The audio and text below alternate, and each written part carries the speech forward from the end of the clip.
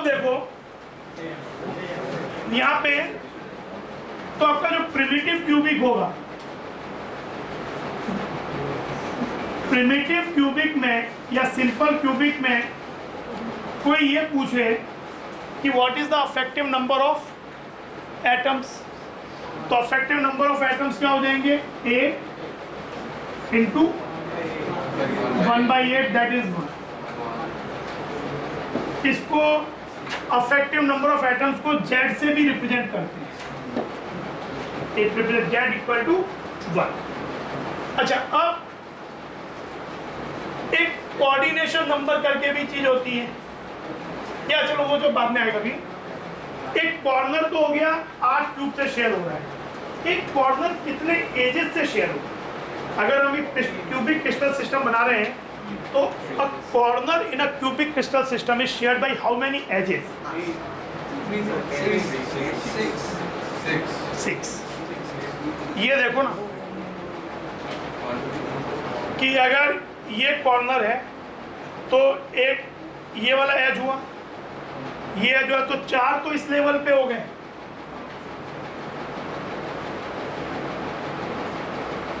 4 तो ये अगर कॉर्नर है तो एक एज ये हुआ, एक ये और एक ये, और ऐसे ही एक ऊपर और एक नीचे।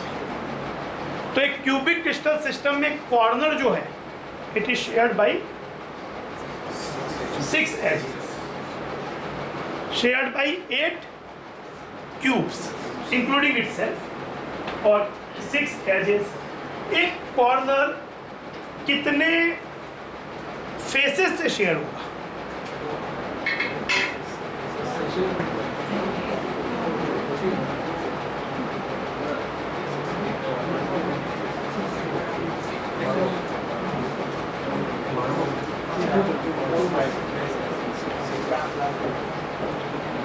इसको सोचो, ये ऐसा ही आपके 8 क्यूब्स हैं, कितने फेसेस से शेयर होगा। इन चीजों में आगे बहुत ही कैलकुलेट करने में हेल्प मिलेगी, इसलिए अभी हम पहले इस बात पे बताओ, सोचो पहले।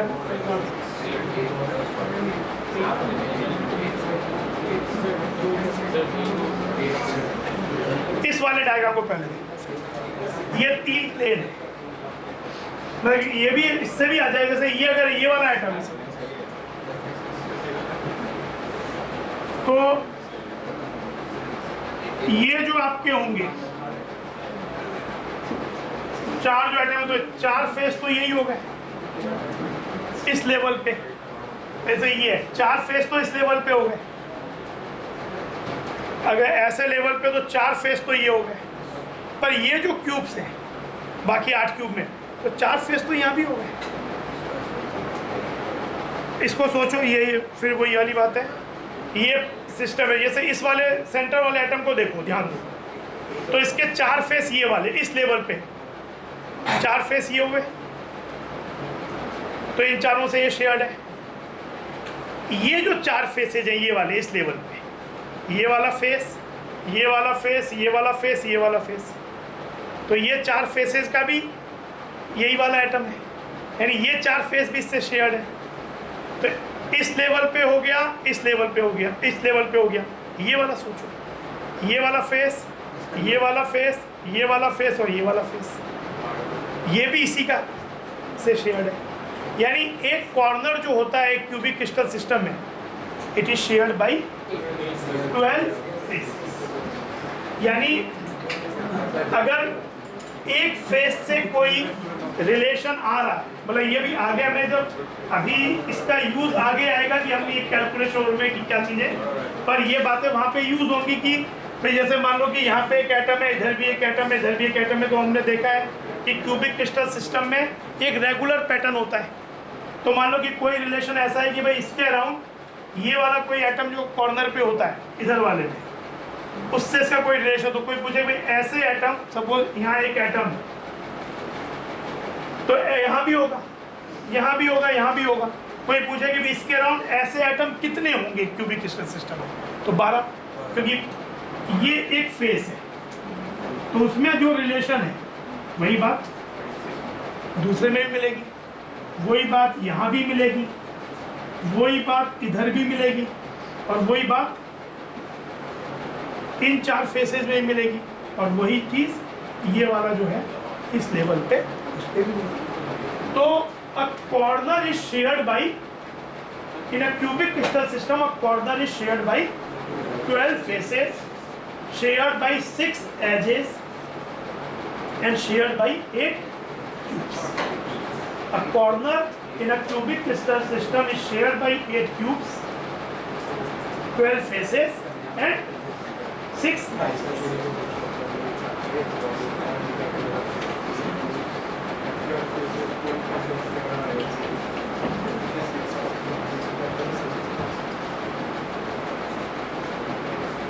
तो ये हमने face diagonals, body diagonals, edge diagonals, face centre. अब कोई पूछे अफेक्टिव नंबर ऑफ एटम्स,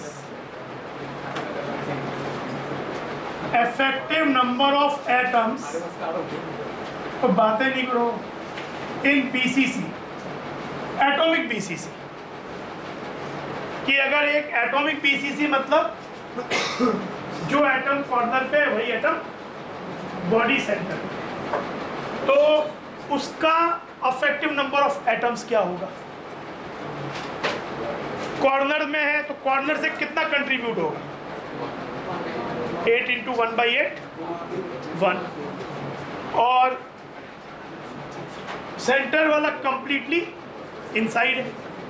इस सेंटर वाला तो कॉर्नर रोड पे तो कंप्लीटली इनसाइड है, तो यानी वो पूरा का पूरा अंदर है। तो अफेक्टिव एटम्स कितने हो गए?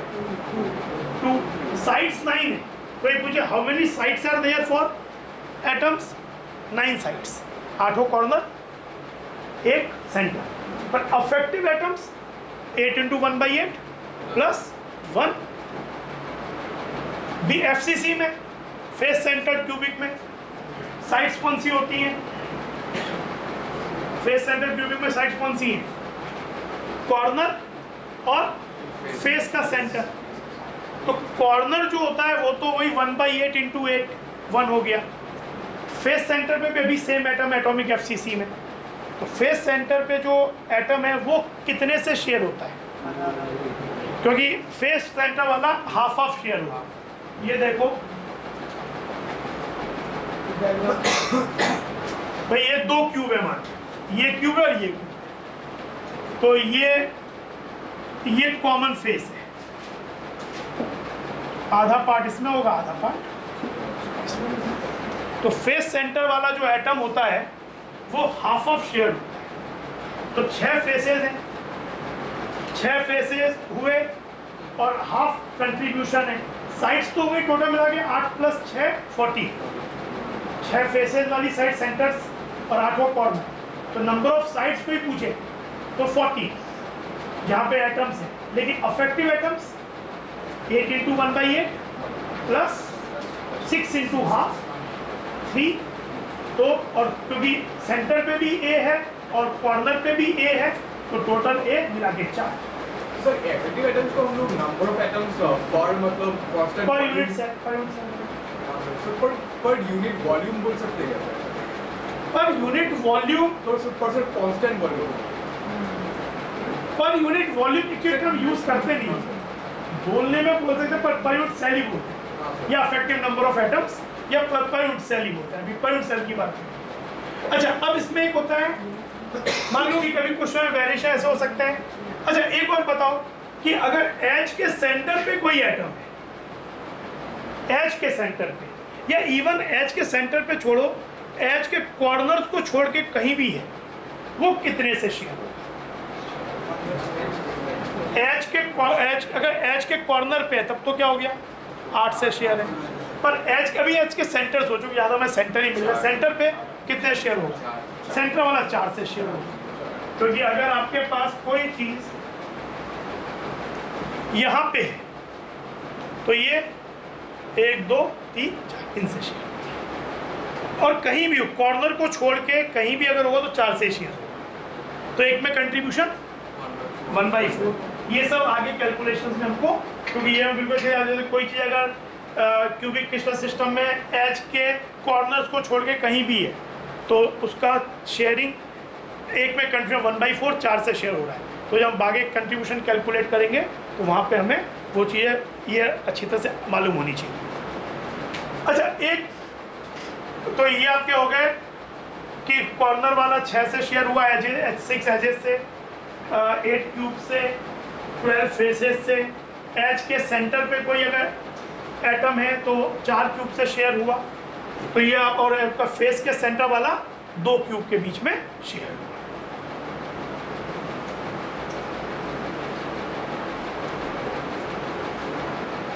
अब एक ये और क्वेश्चंस कई आ जाते हैं।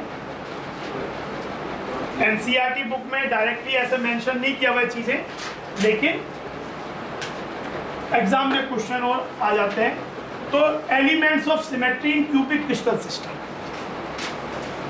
हमने जैसा ऑर्गेनिक में भी सिमेट्री एलिमेंट की बात करते हैं जब आइसोमरिज्म वो पढ़ते हैं। तो सेंटर ऑफ सिमेट्री एक क्यूब में क्या होगा जी भाई, यहाँ से सेंटर ऑफ सिमेट्री का मतलब है कि कोई ऐसा पॉइंट जहाँ से अगर कोई भी लाइन ड्रॉ की जाए तो जैसी चीज़ एक डायरेक्शन में वैसी चीज़ दूसरी डायरेक्शन में। तो सेंटर ऑफ सिमेट्री तो एक क्यूब में क्या हो सकता है, एक ही हो सकता है, जो सेंटर है जिसको बॉडी सेंटर बोलते हैं। बस वहीं पे क्या हो, ये लाइन ड्रॉ किया तो जो चीज़ यहाँ है वही चीज़ यहाँ है। तो सेंटर ऑफ सिमेट्री तो एक है। फिर एक होता है rectangular plane of symmetry. Plane of symmetry क्या होता है, ऐसा प्लेन जो कि क्यूब को 2 हाफ में कटता है। तो रेक्टेंगुलर प्लेन ऑफ सिमेट्री होगा कि ये जो फेसेस हैं इनको परपेंडिकुलरली, जैसे इस ये 2 फेस को परपेंडिकुलरली कट कर दिया तो ये 2 हाफ हो गए, ऐसे कट कर दिया तब भी 2 हाफ हो गए।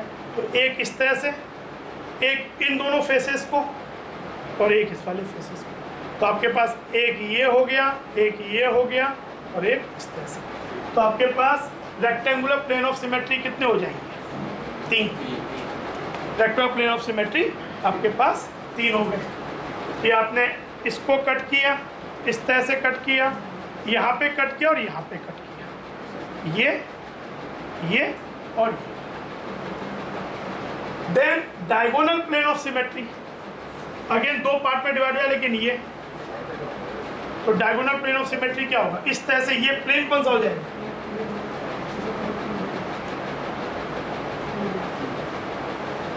तो प्लेन्स बनेंगे कितने।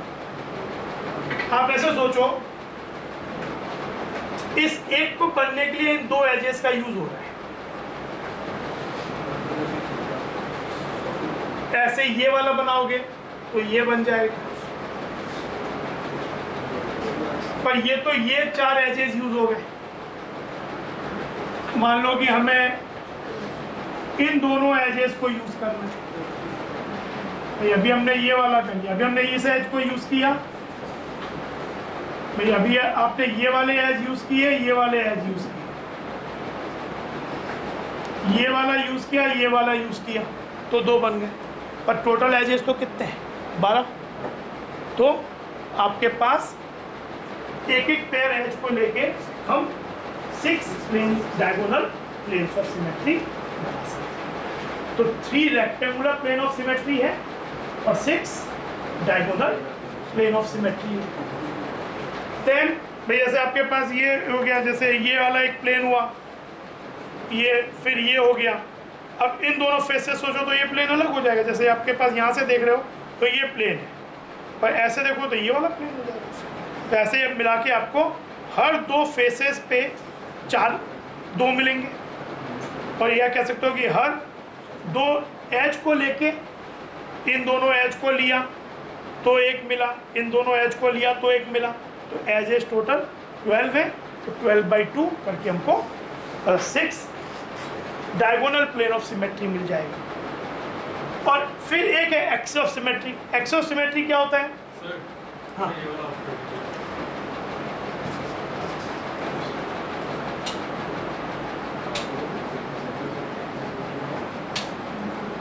तो एक्सिस ऑफ सिमेट्री क्या होता है कि अगर मॉलिक्यूल को एक एक्सिस के अबाउट थीटा एंगल से रोटेट किया जाए तो जहाँ से आप स्टार्ट किए थे बिल्कुल मॉलिक्यूल वैसा ही हो जाए।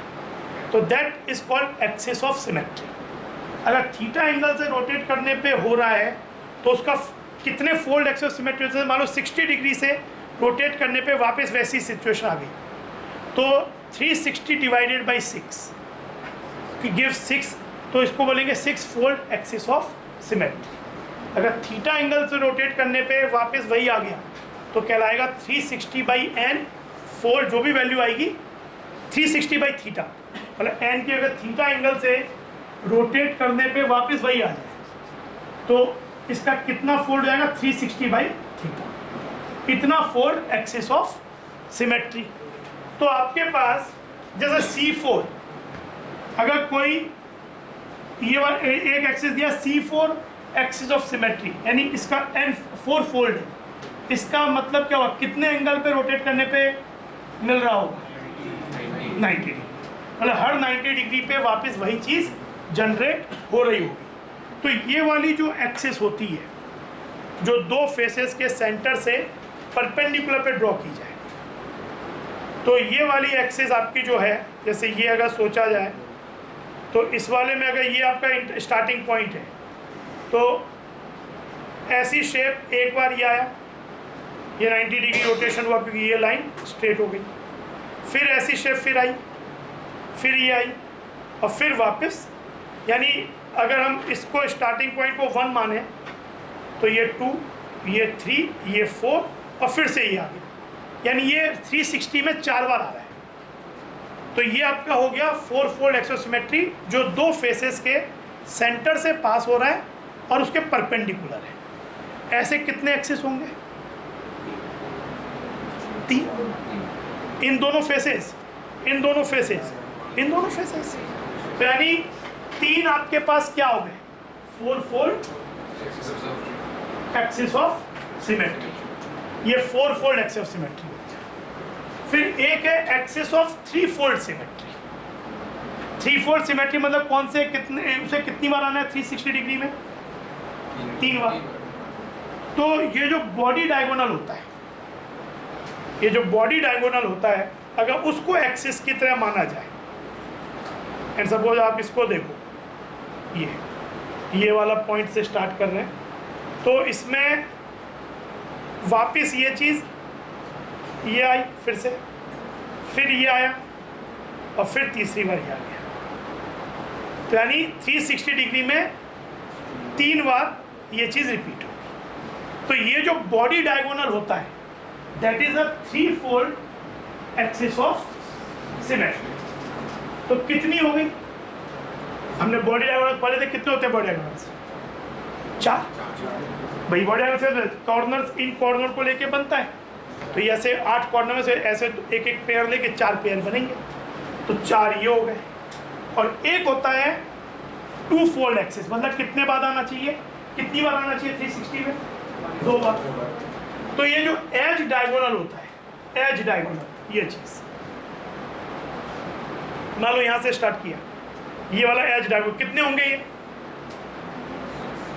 6, क्योंकि 12 एजेस हैं, 2-2 पेयर, एक एक पेयर को लोगे। तो देखो यहाँ से स्टार्ट किया तो आपके पास इधर से स्टार्ट किया तो पहली बार तो ये आया और फिर से 2 बार आ रहा है ना। अगर हम इसको पहला मान लें तो दूसरा ये हो गया और फिर तो यही हो गया। ये आपके पास जो शेप थी वो रिपीट, ये पहली है, दूसरी बार ऐसी शेप कब रिपीट हो रही है? एक बार ये और उसके बाद तो वापस कोई। तो इसका 2 fold axis of symmetry angle कितना? 180 डिग्री रोटेट करने से। तो आपके पास एक्सिस ऑफ सिमेट्री हो गए 6, 4, 3, 30। प्लेन ऑफ सिमेट्री हो गया 6 + 3 9, और एक हो गया सेंटर ऑफ सिमेट्री। तो total there are 23 elements of symmetry in a cube. तो ये क्वेश्चन में कभी कभार सीधे ही मतलब ये पूछेंगे कि प्लेन ऑफ सिमेट्री कितना होता है एक क्यूब के अंदर, या centre of symmetry, total elements of symmetry कितने होते हैं। तो ये एक ऑब्जेक्टिव क्वेश्चन में कहीं कहीं पे मिल जाता है। बाकी इसका कोई बहुत ज़्यादा इम्प्लीकेशंस हमारे लिए आगे नहीं है, हालांकि क्वेश्चन में सीधा ऑब्जेक्टिव यही आ गया कि कितने एलिमेंट्स ऑफ सिमेट्री होते हैं, कितने एक्सिस ऑफ सिमेट्री होते हैं। ये बात तो हम लोग एक बार कर भी चुके हैं कि अफेक्टिव नंबर ऑफ एटम्स, ये तो चलो ठीक है, तो पढ़ी चुके, फिर से करते हैं इसको। एक बार recap, effective number of atoms क्या हो गए क्यूबिक क्रिस्टल सिस्टम में? एटॉमिक टेबल बनाएंगे कुछ पैसा अपने आप में। पहले चलो एक क्वेश्चन जैसा जो पढ़ा है उसको। हाँ, POS क्या था? COS? Plane of symmetry, centre of symmetry, AOS, axis of symmetry. Plane of symmetry ऐसा प्लेन जो कि दो हाफ में डिवाइड कर दे। एक्सिस ऑफ सिमेट्री की उस एक्सिस के अबाउट थीटा एंगल से रोटेट करने पे वापस वही चीज मिल जाए जहां से स्टार्ट किए थे, तो दैट इज कॉल्ड। और कितना फोल्ड चलाएगा? 360 बाई थीटा। फिर 360 के बाद तो रोटेट होके आना ही, तो उसके तो ज़्यादा कोई चीज़ ही नहीं है। तो आपके जैसे आपका 3 फोल्ड एक्स ऑफ सिमेट्री है, मतलब 120 डिग्री पे रोटेट होके मिल जाएगा। 6 फोल्ड एक्स ऑफ सिमेट्री है तो 60 डिग्री। तो एक्चुअली जो हेक्सागोनल होते हैं, क्यूबिक में 6 फोल्ड नहीं होता है, और हेक्सागोनल जो होते हैं उनमें 6 फोल्ड एक्स ऑफ सिमेट्री होता है। जो आपका ये वाला होगा, ये वाला चीज़, इसमें आप स्टार्ट किए तो वापस ये चीज़ 60 डिग्री पे आ गया, फिर ये 60 डिग्री पे आ गया, तो ये 6 फोल्ड एक्सिस ऑफ सिमेट्री। अच्छा, ये प्रॉब्लम देखो, एक a compound form by elements x and y has a cubic structure. A compound formed by elements x and y has a cubic structure in which x atoms are at corner, y atoms are at the face center. अभी तो हमने बात atomic उसकी की है, लेकिन यहाँ पे क्वेश्चन ऐसा है, अभी चार्जेस और की बात अभी नहीं है, बस ये बोला है कि कॉर्नर पे x है और फेस सेंटर पे y, यानी एक जैसे एटम्स पूरी साइड्स पे नहीं। तो calculate z effective number of atoms total. तो effective number of atoms x कितना हो जाएगा? क्योंकि x कहाँ पे है? कॉर्नर पे है। संग बेटा ये बनाते जाओ, मतलब धीरे धीरे क्वेश्चन से आगे कहीं लगेगा, इसी में मतलब पहला क्वेश्चन सॉल्व हो जाएगा। पर अभी लेकिन जब इसमें चीज़ों को रिमूव और करेंगे तो ये आपका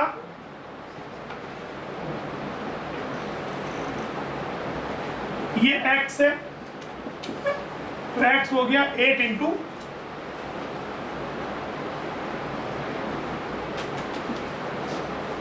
1/8 1। y कितना हो गया? y जो है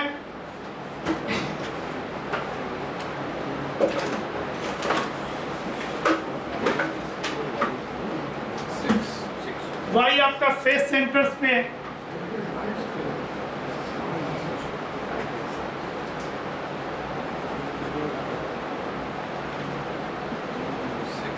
तो 6 इंटू वाई हो गया 6 इंटू हाफ। तो अफेक्टिव नंबर ऑफ एटम्स हो गए Z effective 4 1 plus 3 x 8 y 3। Total number of atoms used in the unit cell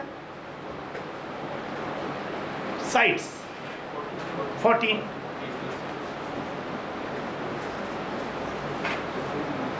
unit cell formula, भाई यूनिट सेल फॉर्मूला मतलब एक यूनिट में कितना x कितना y, तो यानी x/3। और एम्पिरिकल फॉर्मूला भी यही हो गया, तो ये सिंपलेस्ट ही है। अब कहीं कहीं पे डिफरेंट हो सकता है, लेकिन इस केस में empirical formula is same as unit cell formula, क्योंकि यूनिट सेल फॉर्मूला भाई कहीं कहीं ऐसा हो सकता है, अभी आ जाएगा क्वेश्चन में कि आपको यूनिट सेल में कौन सा कितना ये बताना, आपको इससे मतलब नहीं कि होल नंबर में हो। पर एम्पिरिकल फॉर्मूला क्या होता है? Possibly least whole number ratio वाला फॉर्मूला। पर इस केस में in this particular case empirical formula और unit cell formula is coming same. तो ये आपका पहला हुआ। अब अगला क्वेश्चन देखो, if all the atoms are remove from a single axis passing through the centre of the cube, एक सिंगल एक्सिस जो कि and perpendicular to the any two faces, इस सेंटर ऑफ द क्यूब से तो body diagonal भी पास होता है, even as diagonal भी पास होता है, और वो भी पास होता है जो कि दो फेस के परपेंडिकुलर। पर अभी कौन सी एक्सिस की बात हो रही है कि वो एक्सिस जो कि दो फेसेस के परपेंडिकुलर और सेंटर से पास हो रहा है, यानी कौन सी वाली एक्सिस, ये वाली से वाला जो C4 होता था। हाँ, लेकिन ऐसी 3 होती हैं, और ये क्या बोल रहे हैं, any not single from a single axis, ऐसी 3 एक्सिस है, but they have removed only from one of the axis. तो लेट्स से जिससे रिमूव किया वो ये वाली एक्सिस है, तो इस एक्सिस से अगर रिमूव किया तो क्या क्या रिमूव होगा, ये बोले if all the atoms are remove from a single axis passing the centre of the cube and perpendicular axis any to face of the cube calculate. तो यानी हमने ये रिमूव किया, और तो इसमें पड़ेगा ही नहीं कोई, है ना, केवल ये दोनों ही पड़ेंगे जो फेस के सेंटर पे, इन दोनों फेस के सेंटर पे, कॉर्नर वाले तो इस लाइन पे पड़ेंगे नहीं, और बाकी भी ये वाले 4 इस पे नहीं होंगे, क्योंकि ये इन दोनों फेस के सेंटर से पास हो रहे हैं। ये वाले तो कहाँ है, ये इस फेस के सेंटर पे, और ये वाला पीछे वाले फेस के सेंटर पे। तो यानी अब आपके पास पूछा गया सेम कैलकुलेशंस करने, जेड इफेक्टिव क्या हो गया, एक्स कितना हो गया, ये एक्स तो 1 ही है, बट वाई कितना हो गया 4 into हाफ, तो ये आपका हो गया 3 effective number of, total number of atoms used in unit cell, total 12 sides, 4 और 8 12। यूनिट सेल फॉर्मूला x/2, और same is the case here, empirical formula भी ठीक है। समझ में? एक क्वेश्चन और करो,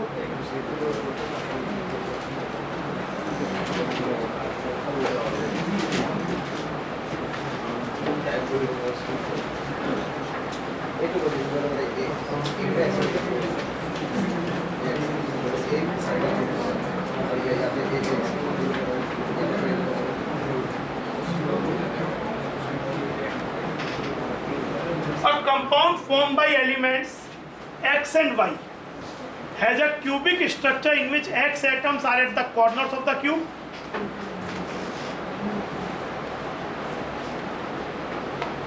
and 2 atoms Y are at the each body diagonal of the cube। ये क्या बोल रहे हैं कि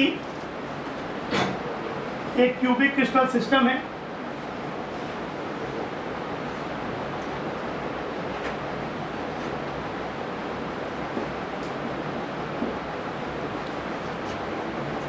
एलिमेंट X जो है वो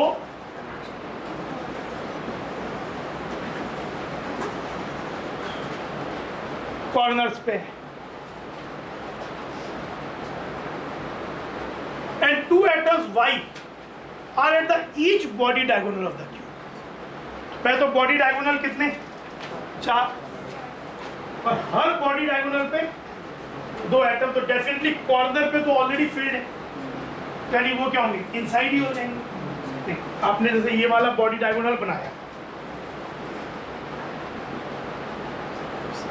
तो कॉर्नर पे तो ऑलरेडी एक्स है, तो यानी वाई जो आएंगे क्या आएंगे, अंदर ही आएंगे कहीं पे। तो हर बॉडी डायगोनल पे 2 यानी कितने हो गए, वाई कितने हो गए, वाई सब बता नहीं रहा, सब दिखा नहीं रहा हूँ प्रैक्टिकली, पर वाई क्या हो गया 1, 2 into 4, क्योंकि हर बॉडी डायगोनल पे 2 है, और वो कंप्लीटली इनसाइड है। तो कॉर्नर पे अगर जैसे कॉर्नर वाला जो है बॉडी डायगोनल पे दैट इज शेयर्ड अगेन 1/8, लेकिन ये तो पूरे पूरे अंदर होंगे, तो यानी 2 × 4 8। तो आपके पास अफेक्टिव नंबर ऑफ एटम्स कितने हो गए? 9। x का 1 और y का 8, तो यानी एक तो ये हो गया 9। Total number of atoms used 8 है। 8 16 सही बात है, क्योंकि 8 ये वाले साइड्स कॉर्नर और 8 वो जो बॉडी डायगोनल्स पे 2-2 हैं। सबको समझ में आया ना? Unit cell formula X Y है, और इस केस में इंपेरिकल फॉर्मूला भी। अब ये देखो, if all Y atoms from one body diagonal of the cube are removed, if all Y atoms from one body diagonal of the cube are removed, calculate तो आसानी है, कितना होगा? 6 + 1 7, ये 6 + 8 14, ये वाला x y 6, और ये भी। अच्छा, अगर ये होता if all the atoms from one of the body diagonal is removed, तब आंसर क्या? इफ ऑल द एटम्स, तब जेड अफेक्टिव क्या? If all the atoms from one of the body, अभी था इफ ऑल वाई एटम्स, बराबर if all the atoms from one body diagonal are removed, यानी अब y तो हट ही रहे हैं, संग में उस बॉडी डायगोनल पे x है तो वो भी हट जाएगा, तो यानी एक बॉडी डायगोनल पे आपने क्या हटाया? 2 y हटाए। x कितने हटाए? 2 x अफेक्टिवली कितने हटाए? 6/8। मान लो आपने ये भी हटा दिया, ये भी हटा दिया, तो ये, तो यानी अब आपके पास x है कितनी जगह है? 6, तो 6 × ये x हो गया और y 6, तो यहाँ पे आपका हो जाएगा, ये अफेक्टिव एटम तो हो जाएगा 6/3/4, तो 27/4 affective number of atoms. Number of atoms used, तो 4 हट गए, मतलब साइड्स थे, तो आपके साइड्स कितनी हो गई? 12 हो गई, जहाँ पे हैं प्रेजेंट। अफेक्टिव ये, क्योंकि आपने जब अगर मान लो ये पूरा सब हटा दिया, तो आपका x भी 2 हट गया, पर x 2 हटा साइड से, लेकिन अफेक्टिवली कितना हटा? 2/8। आप ऐसे भी सोच सकते हो, पहले क्या था formula? x y 8, effectively x कितना हटा? 2/8, 1 - 2/8, और यहाँ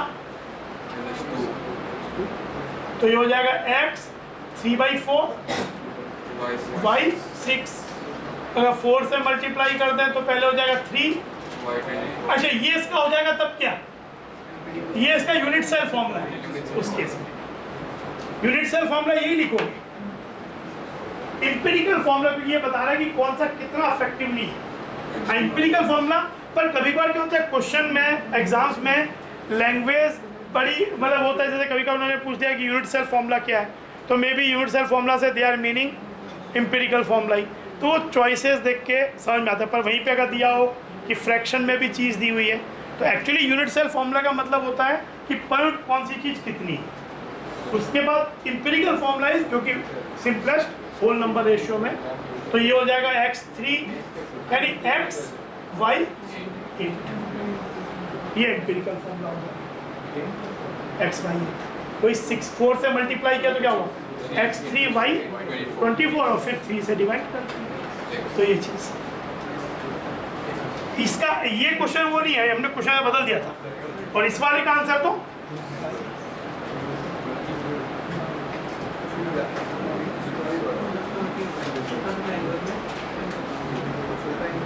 ये होमवर्क करना एक क्वेश्चन जो है ये हो गया।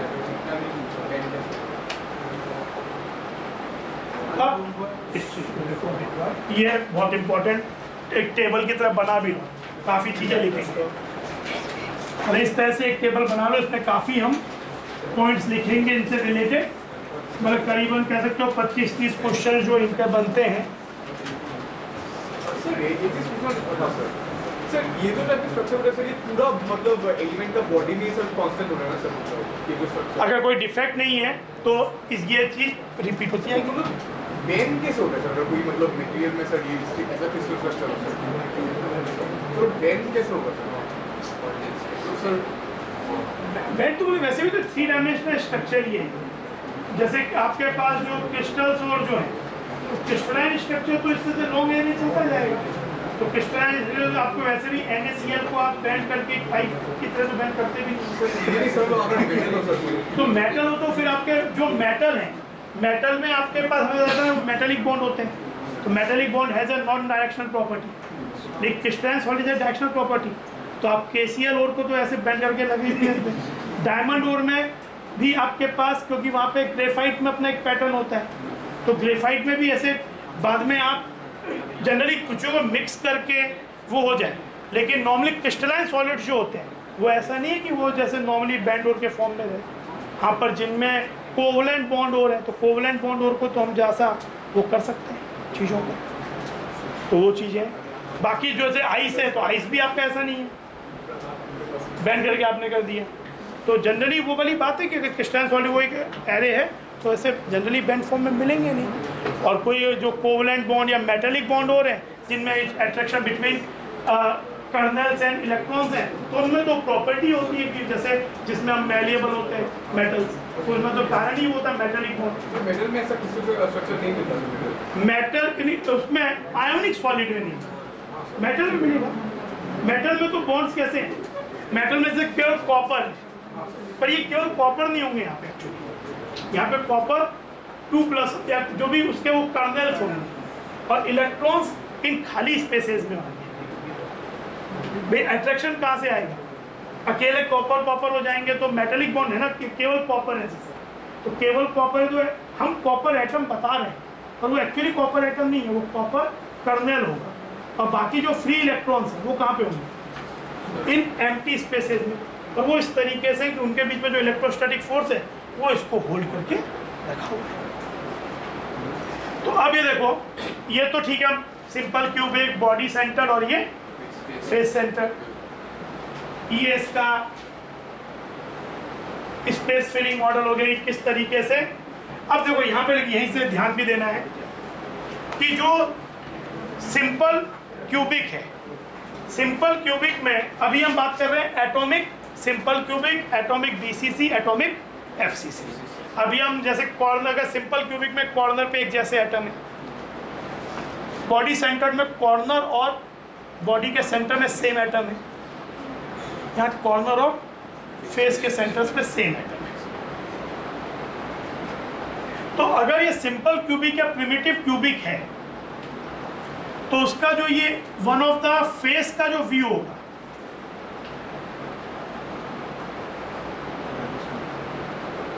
उसके अंदर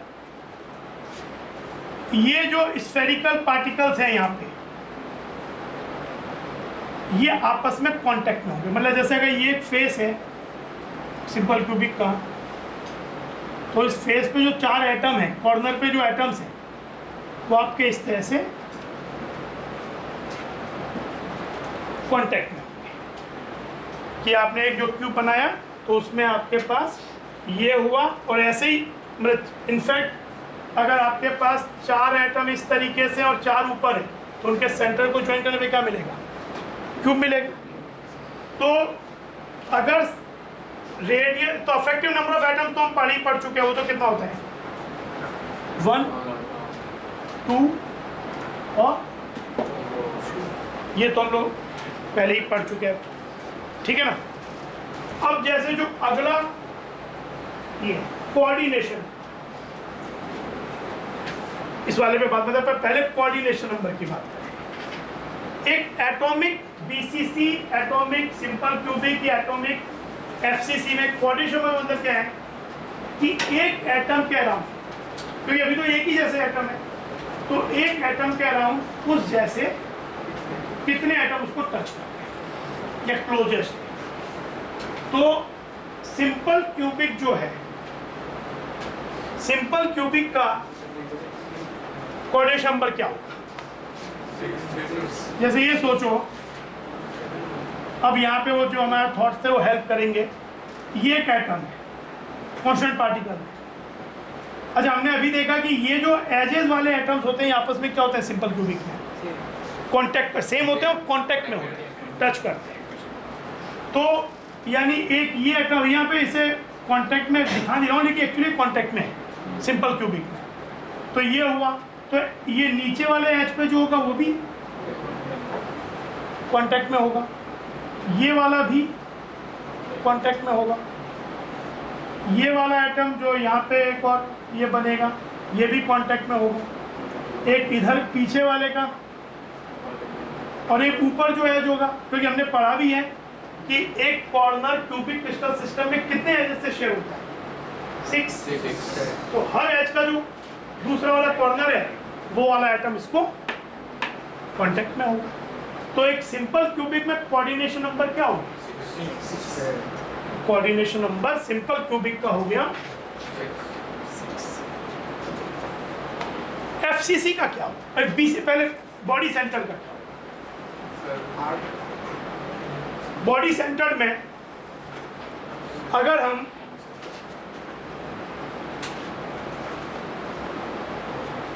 पहले तो बॉडी सेंटर में अगर हम इसको देख, ऐसा है बॉडी सेंटर, तो बॉडी सेंटर में मेन इंपॉर्टेंस, मेन बात क्या है कि ये जो सेंटर में, बॉडी के सेंटर में एटम है, it should be in contact with all the atoms present at the corpus. अगर एक जैसे एटम हैं तो in this pursuit they have to lose their contact. अगर मान लो कॉर्नर पे जो एटम है, मान लो पहले सिंपल क्यूबिक था, लेट्स से पहले सिंपल क्यूबिक में ये दोनों एटम आपस में कांटेक्ट में थे, टच कर रहे थे, क्लोजेस्ट थे। बीच में एक स्पेस, खाली स्पेस होगी। अगर आपके पास एक सिंपल क्यूबिक स्ट्रक्चर है इस तरीके का,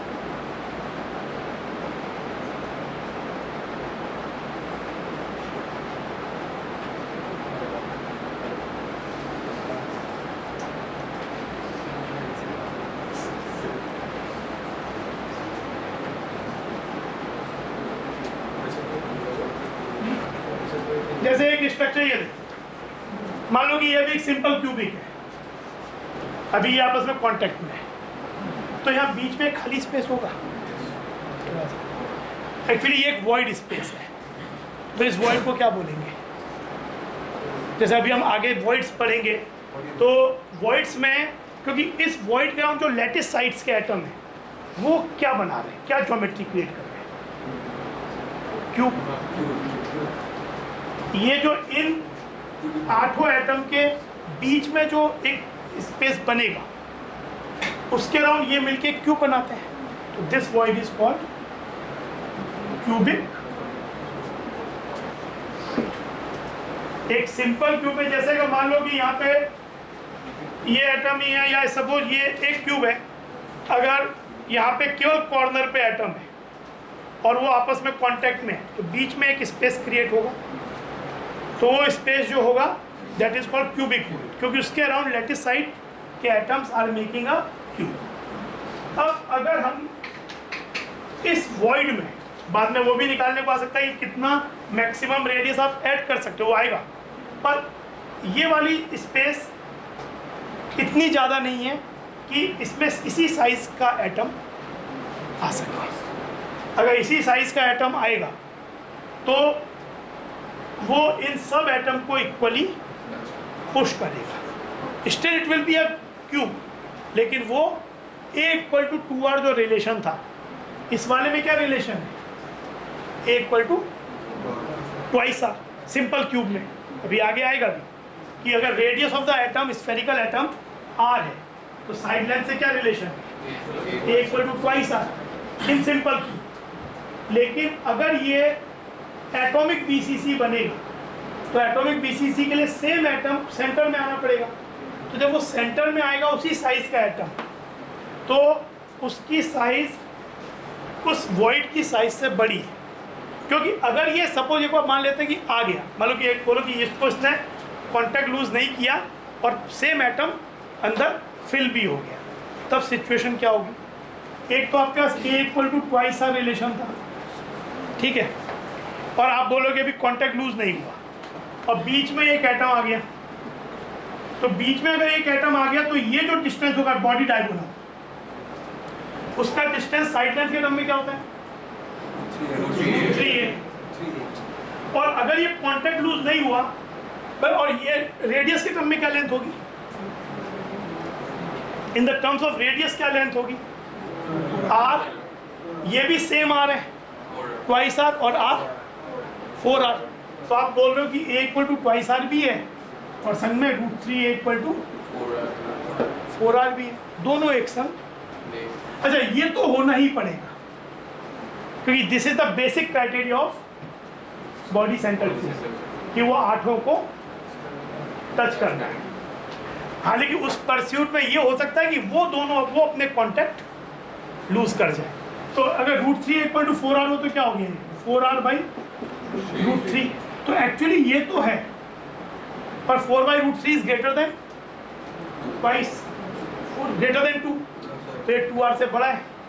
यानी ये जो डिस्टेंस है after making BCC, atomic BCC, अब ये वाले अपने कांटेक्ट को लूज कर देते। In case of atomic BCC, अगर हम एक छोटा आयन जब आयोनिक क्रिस्टल्स पढ़ेंगे तो then we have a possibility कि हम एक एग्जैक्टली ऐसे साइज का छोटा आयन ऐड करें जो उसी स्पेस में आए जो स्पेस हमारे पास अवेलेबल है, लेकिन that size is not the size of that ion, that atom जो कि ऑलरेडी कॉर्नर पे प्रेजेंट है, उसको छोटा होना पड़ेगा, वो भी आगे आएगा। Then it will become ionic, और जो हम सीजियम क्लोराइड और जो पढ़ते हैं वो फिर उस तरह से आएंगे। पर अभी अगर सेम एटम साइज का आएगा तो कॉन्टैक्ट को लूज होना ही पड़ेगा। तो no longer this relation will hold, A will become 4r by √3। अच्छा, अब कोऑर्डिनेशन नंबर क्या हुआ, जो सेंटर में एटम आया वॉइड, एक तरह से वॉइड ही मान लो उसे, क्यूबिक वॉइड, तो उसका कोऑर्डिनेशन नंबर क्या होगा, उससे कितने एटम टच हो रहे हैं वैसे 1। तो यानी सेंटर पे जो एटम है उसका तो कोऑर्डिनेशन नंबर 8 हो गया। कॉर्नर पे जो एटम है वो कितनों से टच हो रहा है ऐसे एटम से, वो भी 8 से टच हो रहा है। कैसे, ये वाला जो सेंटर में एटम है उससे टच कर रहा है, बाकियों से टच नहीं कर रहा। पर एक कॉर्नर कितने क्यूब से शेयर होता है 8 क्यूब से, और हर 8 क्यूब के सेंटर में तो एक एटम है। आप एक जो अगर एक बार आपने BCC बनाया,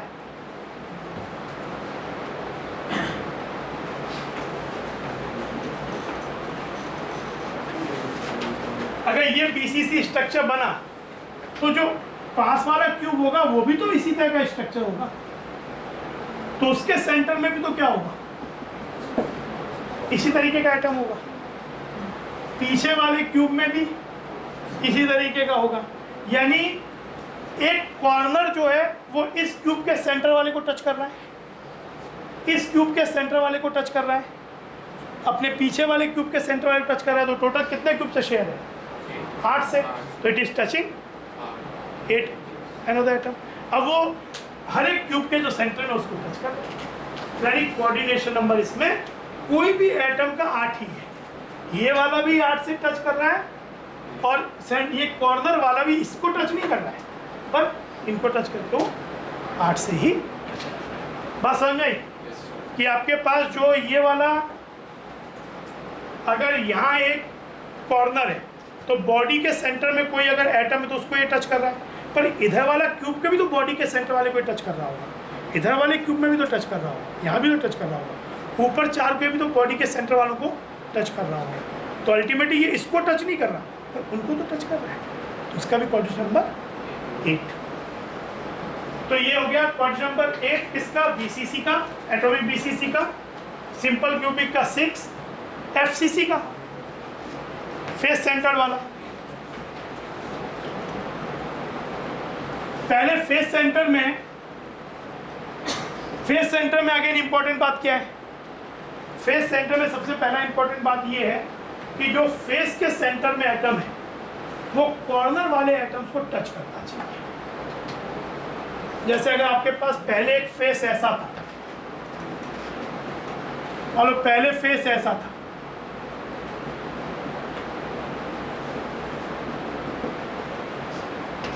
क्यूबिक का फेस ऐसा है, एक क्यूब के फेस को देखोगे तो ऐसा नजर आएगा लैंडस्केप व्यूज का।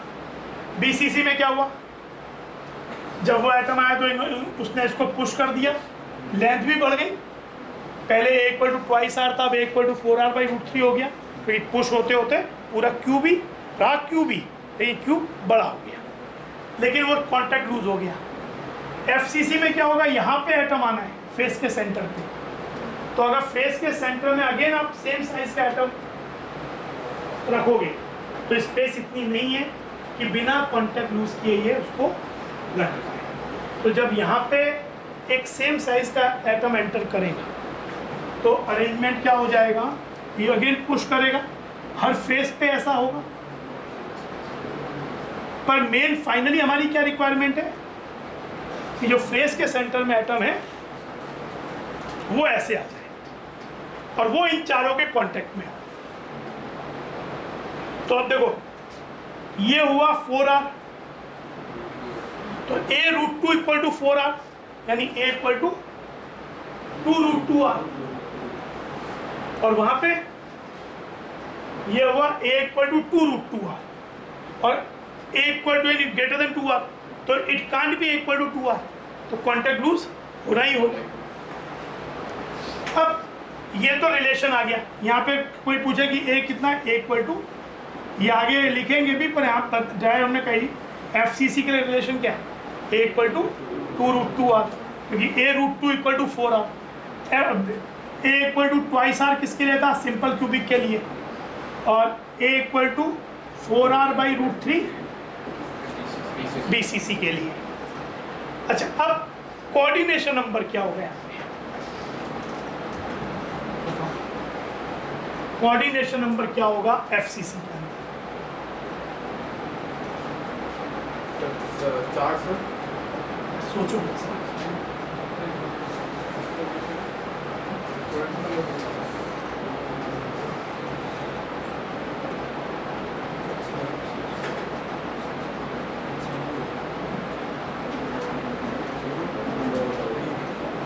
अगर पहले सपोज मैं इस एटम को कॉन्सेंट्रेट करूं जो सेंटर पे है, तो ये कितनों से कैसे कांटेक्ट में होगा, 4 तो ये हो गए कांटेक्ट वाले, फिर इनसे कांटेक्ट में नहीं है, पर क्या ये जो इस वाले फेस के सेंटर पे जो एटम है उससे क्या ये कांटेक्ट में है, अगर कांटेक्ट में होगा तो रिलेशन क्या होना चाहिए कि इन दोनों के सेंटर का ज्वाइन करें, तो that length is twice r।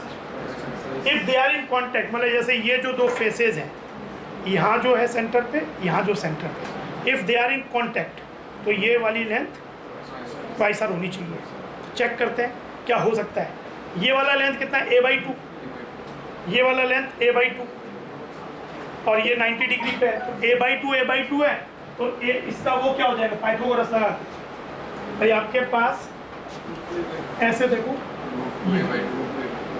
ये सेंटर पे सेंटर ऐसा, तो ये होगा क्या, ये है A/2 square plus A/2 square, तो A/2√2 यानी A/√2, A की वैल्यू क्या होती है इसके लिए, 2√2r, यानी A equal to twice r, यानी वो दोनों आपस में कॉन्टैक्ट में है। यानी एक FCC में जो एक फेस के सेंटर पे एटम है वो इन चार जो ये पास में जुड़े हुए 4 फेसेस हैं उनके सेंटर वाले एटम को भी टच करता है। तो अगर एक फेस ये है तो 4 फेसेस तो ये हो गए, इनके 4 को टच कर रहा है और इन चारों को भी टच कर रहा है, कॉर्नर वालों को भी, और ऐसे ही 4 फेस ऊपर भी तो होंगे, ऐसे ही 4 फेस ऊपर भी तो होंगे इसके, इस फेस के अगर 4 फेस नीचे हैं तो 4 फेस अगले वाले क्यूब के भी तो हैं, तो उसके सेंटर वालों को भी टच कर रहा होगा। कितनों को टच कर रहा है, 12। एक अपने वाले फेस के इन कॉर्नर्स को, इन फेसेस के सेंटर्स वालों को, और ऊपर के जो 4 होंगे उनके सेंटर्स। तो कोऑर्डिनेशन नंबर 12। बाकी तो याद ही रह जाना, आप याद तो हो जाना कि FCC का कोऑर्डिनेशन नंबर 12 है, ये हम समझ देंगे वो कैसे आया वो है। अच्छा, अब ये तो मैंने फेस सेंटर वाले एटम को लेकर एनालाइज किया। कोई बोले भाई ये वाला बताओ कि ये वाला जो एटम है इसका कोऑर्डिनेशन नंबर 12 बताओ कैसे होगा। अभी तो हमने ये वाला एटम लिया, ऐसे ये लो तो ये तो एक्सप्लेन इससे हो जाएगा, ये वाला लोगे तो क्या होगा, ये 4, ऐसे वाले 4। लेकिन कोई बोले ये कॉर्नर पे जो एटम है क्या ये भी 12 से टच होता है? कॉर्नर पे जो एटम है ये वाला, क्या ये भी 12 से कांटेक्ट में है? हाँ सर, हाँ सर। और क्यों, कैसे बताओगे, एक्सप्लेन करोगे? सर अगर उस पे एक और ट्यूब रखे और पहले एक चीज सोचो, ये कॉर्नर वाला जो एटम है ये इस फेस के सेंटर वाले से टच हो रहा है, ठीक है, यानी इसको टच कर रहा है, इनको टच नहीं कर रहा। यानी अगर ये कॉर्नर वाला एटम लिया तो फेस सेंटर जो है वो इसको टच करता है। यानी अगर ये कॉर्नर जिन भी फेसेस का पार्ट होगा उसके फेस सेंटर वाला इसको टच करेगा। हमने एक बात क्या बोली थी, a corner in a cubic crystal system is shared by how many faces? 12।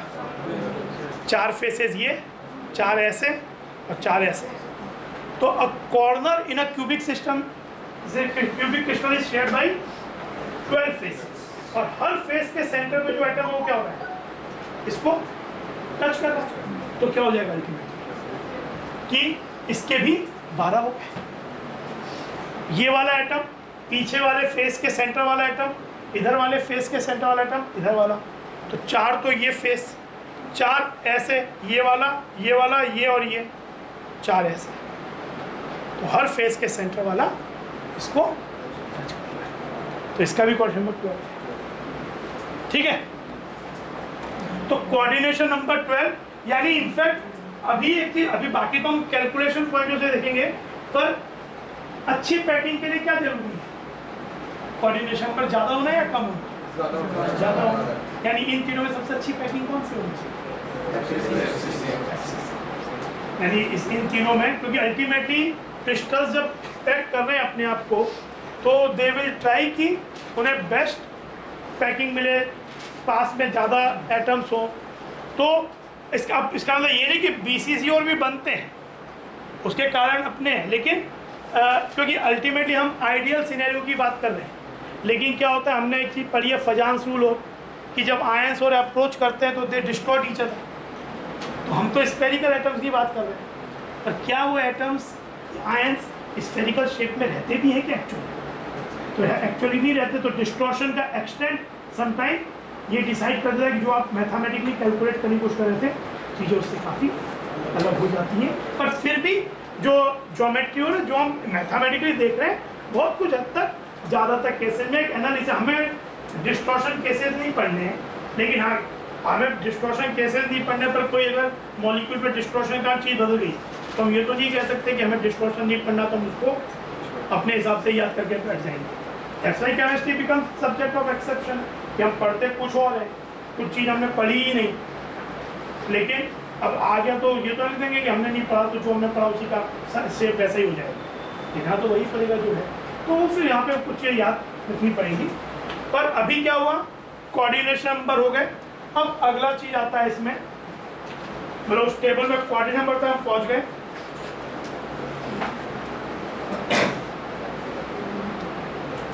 Relation between, ये बात हम कर चुके हैं, क्या होगा ये बताओ क्या था?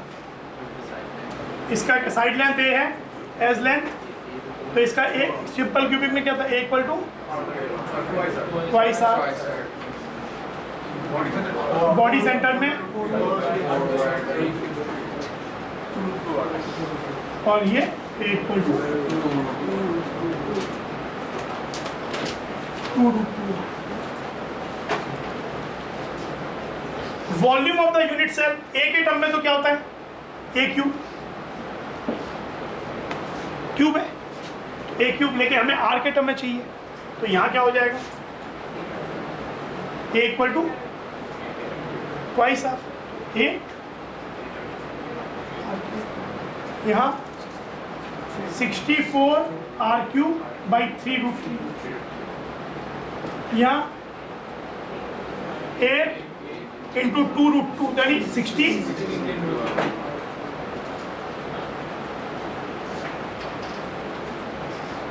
ठीक है, अब एक ये इंपॉर्टेंट चीज आती है, पैकिंग एफिशिएंसी। पैकिंग एफिशिएंसी क्या हुआ कि जो हम unit cell, cubic unit cell है, उसका वॉल्यूम तो ए क्यूब है, या depending on the relation between R 8r cube या जो एक है, तो ये तो हो गया उस क्यूब का वॉल्यूम। लेकिन उसमें खाली स्पेस भी, क्योंकि आप क्या कर रहे हो, आप एटम्स स्फेरिकल हैं उन्हें प्लेस कर रहे हो, लेकिन बीच में खाली स्पेस भी रह रहा है जिसको हम वॉइड्स बोल रहे हैं।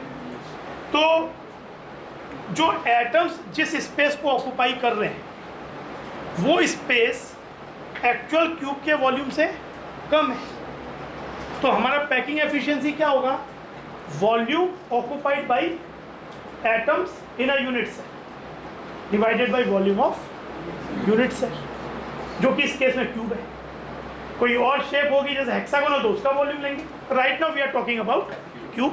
तो volume of the atoms in the unit cell divided by volume of the unit cell. तो अब यहाँ देखो, सिंपल क्यूबिक में पैकिंग एफिशिएंसी क्या होगा, सिंपल क्यूबिक में एक क्यूब के अंदर कितने एटम, अच्छा atom is spherical in nature और हम उसको एक रिजिड स्फीयर मान के चल रहे हैं, तो एक सिंपल क्यूबिक में एक यूनिट सेल में अफेक्टिव नंबर ऑफ एटम्स कितने, 1। अच्छा, वॉल्यूम एक्चुअली एक पूरे से नहीं आ रहा है, वॉल्यूम हमारे पास क्या हो रहा है, हर कॉर्नर से 1/8 1/8, पर अल्टीमेटली हमारे पास अफेक्टिव उस क्यूब में वॉल्यूम कितना है, 1 इंटू 4/3 पाई आर क्यूब, है ना भाई। पैकिंग एफिशिएंसी हुआ वॉल्यूम ऑक्यूपाइड बाय एटम्स या कॉन्स्टिट्यूएंट पार्टिकल्स, क्योंकि अभी ये हम बात कर रहे हैं केवल एटॉमिक सिस्टम की, अभी जब हम आयोनिक कोर में जाएंगे तो चीज़ें इसी थॉट यही रहेगा। लेकिन मान लो कि सपोज वहाँ पे x भी है y भी है, तो volume of x plus volume of y जो भी उसको कॉन्स्टिट्यूएंट पार्टिकल्स है बाई एटम्स जो भी है डिवाइडेड बाई इन या unit cell by volume of unit cell, जो कि इस केस में क्यूबिक है। अब ये वाला फॉर्मूला इन जनरल है, लेकिन अभी हम क्यूबिक की बात करें तो ये ए क्यूब हो गया, या आर के टर्म्स में रिलेटिवली जो भी रिलेटेड रिलेशन है। तो यहाँ क्या हो जाएगा, इसमें एक एटम होता है, इसका इफेक्ट जेड इक्वल टू 1 है, तो ये हो जाएगा 1 into pi are cube by volume of the unit cell कितना है, क्योंकि ए इक्वल टू क्या है, ट्वाइस आर, तो वो ये चीज़, तो ये आपका हो गया, ये आपका हो गया π/6, जो कि 0.524 ऐसा कुछ आता है। तो ये हो गया परसेंटेज में 52.4%, यानी out of the 100% space volume में केवल 52.4% स्पेस ही एटम ऑक्यूपाई करता है, 47.6% का वेस्टेज, तो दैट इज, और इससे बेहतर कुछ मिले सके तो अच्छा है, इसमें ऑलमोस्ट 50% वेस्टेज। तो ये क्वेश्चन मतलब डायरेक्टली ऐसे भी आते हैं कि सिंपल क्यूबिक, जब आप suppose you start doing an assignment या बहुत से प्रॉब्लम करना शुरू करोगे, तो ये जो आप यहाँ टेबल बना रहे हो ये क्वेश्चंस के फॉर्म में आएंगे कि एक सिंपल क्यूबिक का पैकिंग एफिशिएंसी क्या होगा, बीसीसी का क्या होगा। पीसीसी में पैकिंग एफिशिएंसी को पीएफ भी बोलते हैं, कहीं कहीं पे 5 से रिप्रेजेंट भी करते हैं। तो यहाँ क्या हो जाएगा, 2 into 4/3 pi are cube by 64 R cube, R cube cancel,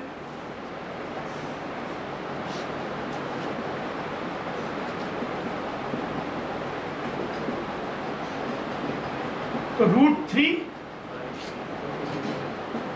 इसको सॉल्व करो तो 0.68 के आसपास आएगा ये, ठीक है, ये 0.68 के आसपास आएगा, मतलब 68%, तो definitely it is better than the simple. तो ये 0.68 या 68%। ये सीधे याद भी रखना है, मतलब ये मतलब अभी तो पढ़ रहे हैं लेकिन ये मतलब लेकिन आप फिर भी ध्यान रखना कि मतलब कभी का इतना सिंपल क्वेश्चन भी आता नहीं है कि बीसीसी का पैकिंग एफिशिएंसी बताओ। ये स्टार्टिंग पॉइंट है कि कैलकुलेट कैसे करते हैं, लेकिन क्वेश्चन में इसीलिए ये एटॉमिक बीसीसी की बात हो रही है। We are not talking about कि अभी कॉर्नर पे कुछ हो, बॉडी सेंटर पे कुछ और। अप्रोच यही रहेगा, लेकिन वहाँ पे हम सीधा तो नहीं लिख सकते, 2 तो लिख सकते हैं। अगर मान लो कॉर्नर पे x और बॉडी सेंटर पे y है तो ये घटेगा ना 1 × 4/3 पाई r(x³ plus 1 × 4/3 pi r(y³ divided by a³। फिर r(x) r(y) a में कुछ रिलेशन बनाना पड़ेगा। अभी जो रिलेशन है वो किसके लिए बना हुआ है, a और r जब कॉर्नर और बॉडी सेंटर पे एटम सेम है। जैसे क्वेश्चन, अच्छा इसमें अभी जब जितना पड़ा उसमें भी एक जैसा वेरिएबल क्वेश्चन बना सकते हैं। मान लो कि कोई ये कहे कि एक बीसीसी स्ट्रक्चर है एटम एक्स का, but 1x is missing from a corner. बहुत ज़्यादा मिस हो जाएंगे तब तो स्ट्रक्चर कोलैप्स कर जाएगा, पर there may be point defect तो ये हो सकता है। तो आपके पास कुछ ऐसा है कि एक यूनिट सेल में या इस तरह से डिफेक्ट आया कि atom from a corner is missing, what is the packing efficiency. अब क्या करोगे, क्योंकि अब अभी भी क्योंकि जब आप और कुछ बहुत सिस्टम कोलैप्स नहीं किया है तो still you will apply the rule A = ये रिलेशन सब वही है, लेकिन अफेक्टिव एटम वॉल्यूम क्या होता है, एटम का वॉल्यूम क्या होता है 7/8 × 4/3 πr³ डिवाइडेड बाई वो जो है। तो यानी यहाँ पे 7/8 टाइम्स हो गया, मतलब बाकी सब तो 0.68 ही आएगा। आगे क्या हो जाएगा 7/8, नहीं आगे नहीं, पहले 2 था, पहले 2 × था तो अब क्या हो गया 7/8 इंटू हो गया, तो पहले ये 2 आपके पास इंटू, तो ये वाली वैल्यू जो होगी वो क्या हो जाएगी, इसको हम ये कह सकते हैं, हाँ या तो ये थी या फिर आप पूरा ऐसे करोगे तो क्या होगा 7/8 × 4/3 πr³। ये हो गया, इसको चाहो तो ये कर दो 2 मल्टीप्लाई करो तो 2 डिवाइड कर दो, ज़्यादा आसान हो जाएगा। तो ये टर्म क्या हो जाएगी 0.68 और ये क्या हो जाएगा 7/16। तो 0.68 × 7/16 will be the new packing efficiency, क्योंकि हमको ये तो मालूम है ना कि 2 × दिस वैल्यू तो क्या है। तो अभी हमें इस 2 की जगह हमने लिखा 7/8 नहीं, 7/8 + 1 तो लिखेंगे ये, ठीक है 7/8 + 1, क्योंकि ये हो गया ना कॉर्नर से 7/8 प्लस बॉडी सेंटर से 1, तो 7/8 + 1 तो ये हो गया आपका 15/8। अब इसको इनको 2, तो ये वाला टर्म क्या है 0.68 और ये हो गया 15/16। तो इस तरीके से तो आपके इनसे भी क्वेश्चन आ सकते हैं, एक एटॉमिक बीसीसी है लेकिन कॉर्नर पे मिसिंग है, या atoms are missing along one of the body diagonal, तब क्या मिस हो जाएगा, तब कितना कम हो जाएगा 2 से कितना कम हो जाएगा, बॉडी डायगोनल वाला पूरा का पूरा चला गया सेंटर को, और एक 1/8 × 2 यानी हो जाएगा 2 - 1 - 2/8, तो ये हो जाएगा 1 - 1/4 यानी केवल 3/4 रह गया। तो अब हो जाएगा packing efficiency 3/4 × 4/3 πr³ divided by a³, जो उस तरीके से। हाँ लेकिन बहुत ज़्यादा एटम्स अगर मिस कर जाएंगे तो सिस्टम विल गेट कोलैप्स, क्योंकि जब एटम्स ही नहीं रहे तो होल्ड भी नहीं रहेगा। पर आप अगर क्वेश्चन में वो चीज़ मेंशन नहीं किए तो अननेसेसरी हम उस चीज़ पे we will not jump to the conclusion कि सिस्टम उस तरीके का नहीं है, ठीक है।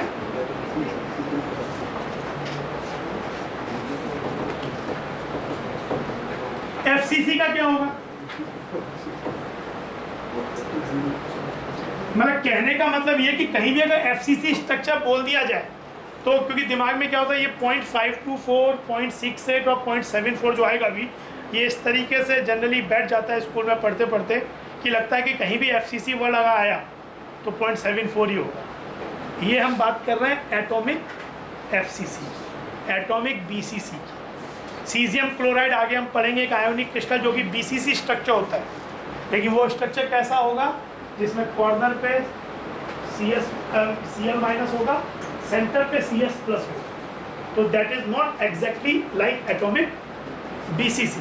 द लॉजिक वैसा ही रहेगा कि volume occupied by Cl minus plus volume occupied by Cs plus divided by unit cell का वॉल्यूम, लेकिन वहाँ पे हमें केयरफुली रह के कि रिलेट करना पड़ेगा चीज़ों को। ऐसा नहीं कि सीधा बस क्योंकि बीसीसी पढ़ा है 0.68 तो 0.68 होगा, it is for atomic BCC. अच्छा ये क्या हो जाएगा 4 into 4/3 pi are cube by कितना था 24 कितना 24√2 नहीं वॉल्यूम कितना था 16 तो ये हो जाएगा पाई बाई, इसको सॉल्व कर दो तो 0.74 आ, तो ये 74%, it is even better than BCC. Coordination number भी ज़्यादा था, पीसीसी का कोऑर्डिनेशन नंबर 8 था, सिंपल क्यूबिक का 6 था, एफसीसी का 12 था। पैकिंग एफिशिएंसी ये हो गया। वॉइड फ्रैक्शन 1 माइनस पैकिंग दो तो ठीक है, जैसे यहाँ पे 1 माइनस 0.524 या परसेंटेज चाहिए तो इंटू 100, यहाँ पे 1 माइनस 0.68 या 1 माइनस वॉइड फ्रैक्शन जितना कम हो उतना अच्छा, पैकिंग फ्रैक्शन जितना अच्छा हो, जितना ज़्यादा हो उतना अच्छा। अच्छा ये fraction of edge unoccupied in simple cubic BCC and FCC. Simple cubic में fraction of edge, simple cubic में देखो क्या स्ट्रक्चर है, ऐसा है तो यानी पूरा जो एज है उस पे एटम है, तो एज भाई ये एज ए है और पूरे एज को कवर कर रहे हैं, तो इस वाले में तो answer in BCC atomic BCC में स्ट्रक्चर क्या होता था इस तरह से, तो ये आर ये भी आर ये ए, तो कितना अनऑक्युपाइड है पहले, ये लेंथ है ए, ये है आर आर, तो what is the unoccupied A minus, पहले A minus twice of divided by fraction के लिए नहीं ए, टोटल लेंथ ए है ना, A minus 2r by A, 1 minus R और ए का क्या रिलेशन है इससे बीसीसी के लिए, A equal to R by A equal to √3/4। ये क्वेश्चन जेई मेन में पिछले साल आया भी है, क्वेश्चन में ही आया, अब जब होता था इसको एफसीसी का जाए, यहाँ पे इसका 0 ये वाला क्वेश्चन आया हुआ है 1 माइनस, और कभी ऑक्युपाइड पूछ सकते हैं, वो अब आपको लैंग्वेज पे ध्यान रखना। कहीं का क्वेश्चन में ये हो जाता है कि जो पढ़ा हुआ है आया वही चीज़, लेकिन पढ़ी गलत किया कि निकालना दूसरी चीज़ थी, तो 1 माइनस वो मतलब तुम्हारे ऊपर ये कि तुम क्वेश्चन पेपर को कैसे पढ़ते हो, वहाँ पे मेरा कोई रोल नहीं है। 1 माइनस 2 √3/4, 1 माइनस √3/2, तो ये हो जाएगा 0.27, 2 माइनस √3, तो ये हो गया 0.135 यानी 13.5%, फ्रैक्शन 0.135, तो this is the unoccupied. FCC में निकालो क्या होगा, एफसीसी में भी आएगा तो यही, मतलब क्या होगा एक्चुअली सबके लिए रिलेशन तो क्या यही है, a minus 2r by a, for a simple cubic a equal to क्या है ट्वाइस आर, तो 0 फॉर 1 माइनस 2r/a हो गया, तो वहाँ पे 0 हो गया, यहाँ पे ऐसे आ गया। फॉर FCC क्या होगा, FCC में ऐसा बन जाता है ना, तो ये वाला निकालना है, तो निकालना तो यही है। R और A का रिलेशन क्या है FCC में, A = 2√2r, तो यहाँ पे A = 2√2r, तो इस विल बी r/a इज 1/, क्या 2r = 1/√2, 2r/a = 1/√2, तो ये √2 - 1/√2, √2 से मल्टीप्लाई कर दिया तो हो गया 2 - √2/2, तो ये हो गया 1.6 के आसपास मान लो, 0.3 है ना, ये हो गया।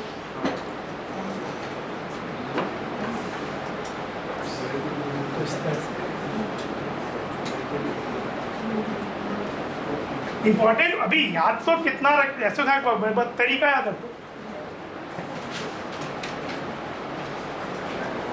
अब calculation of density, density calculation, ये एक इंपॉर्टेंट फिर हुआ, काफी क्वेश्चन बनते हैं।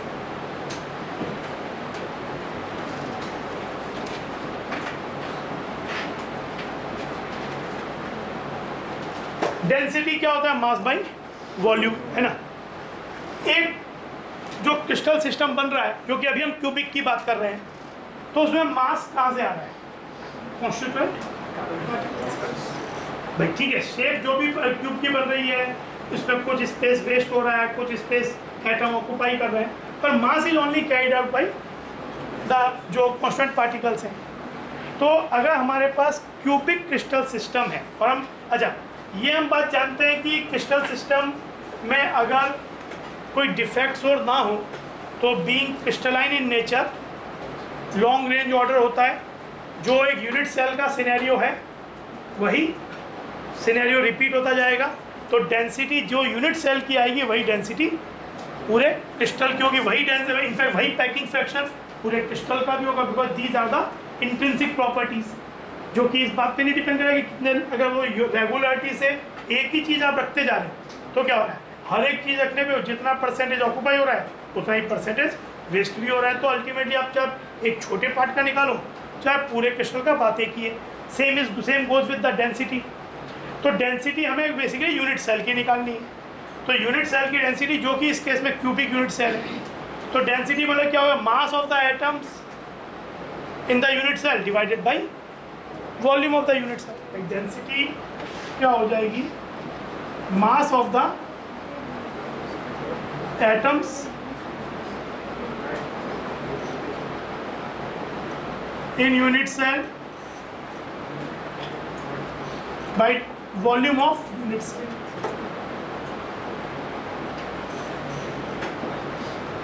दैट इज, अगर मान लेते हैं कि जो एटम है उसका एटॉमिक मास m है, m ग्राम एटॉमिक मास, तो एक एटम का मास कितना हो जाएगा, m/NaV, है ना। m ग्राम अगर उसका ग्राम मोलर मास है तो एक मोल का मास m ग्राम हो गया, तो NaV एटम्स का मास m ग्राम हो गया, तो एक का m/NaV। मान लेते हैं कि उसके अंदर इन जनरल अगर क्यूबिक सिस्टम की बात हो रही है, उसमें number of affective atoms Z है। In case of simple cubic that is 1, in case of BCC that is 2, in case of FCC that is 4। तो हम इन जनरल बोल सकते हैं उसमें Z है सपोज, तो क्या हो जाएगा, Z into Z number of atoms हो गया, Z1 हो सकता है, 2 और 4 हो सकता है FCC के लिए, m/NaV ये हो गया मास इन ग्राम्स जो एटम लेके आ रहे हैं, डिवाइडेड बाई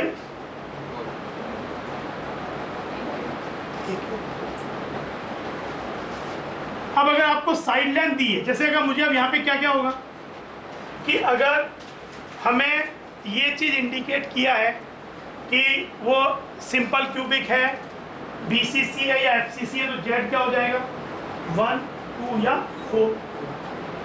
किस एटम से बना हुआ है एलिमेंट, तो उसका molar mass divided by NaV, और या तो उसकी साइड लेंथ दी हो तो सीधा AQ, या एक तरीका और भी हो सकता है कि रेडियस ऑफ द एटम दिया हुआ है, तो रेडियस ऑफ द एटम अगर दिया हुआ है और मुझको ये मालूम है कि वो सिंपल क्यूबिक है, तब क्या हो जाएगा, इक्वल टू FCC है तो 2√2r, BCC है तो 4r/√3, तो ये हो जाएगा। यानी कहने का मतलब है कि भाई जैसे for simple cubic z equal to 1, a equal to 2r, अगर सीधा नहीं दिया हो। फॉर BCC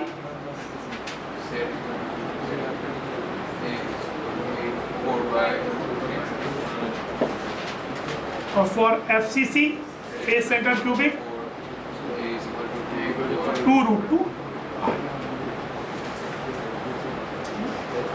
तो यानी हमें देखो यहाँ पे क्या है कि अगर जैसे हमें Z मालूम है, मोलर मास मालूम है, A मालूम है, या इवन R मालूम है, क्योंकि R मालूम है तो भी Z की हेल्प से अगर Z मालूम है क्या है तो रिलेशन मिल जाएगा, तो हम D निकाल सकते हैं।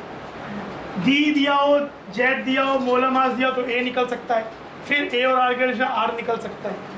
यानी बेसिकली ये आपके पास यहाँ पे चार फैक्टर में रिलेशन है, A, M, Z और D।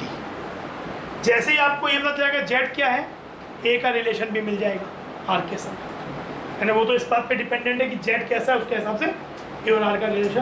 तो आपके पास कोई 3 पैरामीटर का मालूम हो तो आप चौथा पैरामीटर निकाल सकते हैं और फिर R भी रिलेट उस तरह से कर सकते हैं। अच्छा, लेकिन आप एक चीज़ देखो कि एक तो ये तरीका हुआ कि सीधा पता चल रहा है कि हमें सिंपल क्यूबिक दिया है तो Z पता चल रहा है 1 और A का वैल्यू 2r, तो हमें दो रिलेशन अपने आप ही मिल गए। लेकिन अगर एक मान लो कि हमें ये नहीं मालूम है कि वो इन तीनों में क्यूबिक सिस्टम है, ये मालूम है, out of atomic cubic system है, लेकिन कौन सा ब्रेविस लैटिस है ये नहीं मालूम। तो देखो अगर सपोज तो A ऑलवेज क्या है, A equal to some K into R, when K equal to 2 when simple cubic, 4/√3 when BCC and 2√2 when FCC। तो जैसे अब Z भी नहीं मालूम, क्योंकि जब ये नहीं मालूम कि तीनों में कौन सा है तो Z भी नहीं मालूम। M/NaV into K³ R³ D/NaV R³/M, ये हुआ। कभी का क्वेश्चन में ऐसा हो सकता है कि आपको ये दिया, आपको डेंसिटी दी हुई है क्रिस्टल सिस्टम की, cubic crystal, atomic cubic crystal system है, उसको प्योर क्रिस्टल सिस्टम भी बोलते हैं, तो उसमें कोई एक ही तरीके के एटम्स हैं, उसका डेंसिटी मालूम है, उस एवोगाड्रो तो मालूम ही होता है, उसमें तो देने की जरूरत नहीं है, रेडियस ऑफ द एटम मालूम है और मोलर मास मालूम है। अच्छा, डेंसिटी अगर ग्राम पर सीसी में है तो रेडियस सेंटीमीटर में लेना है, मोलर मास ग्राम में लेना है। डेंसिटी केजी पर मीटर क्यूब में है तो मोलर मास केजी में लेना है और रेडियस मीटर में लेना है। तो अगर मुझे ये 3 वैल्यू दी हुई हो, मतलब ये वाली वैल्यू 3 दी है, तो मैं ये निकाल सकता हूँ। लेकिन अभी इससे सीधा पता नहीं चल रहा कि ये क्या है, जब BCC है, FCC है या सिंपल क्यूबिक है। तो एक्चुअली यहाँ पे 3 ही सिनेरियो हो सकते हैं इस चीज़ के।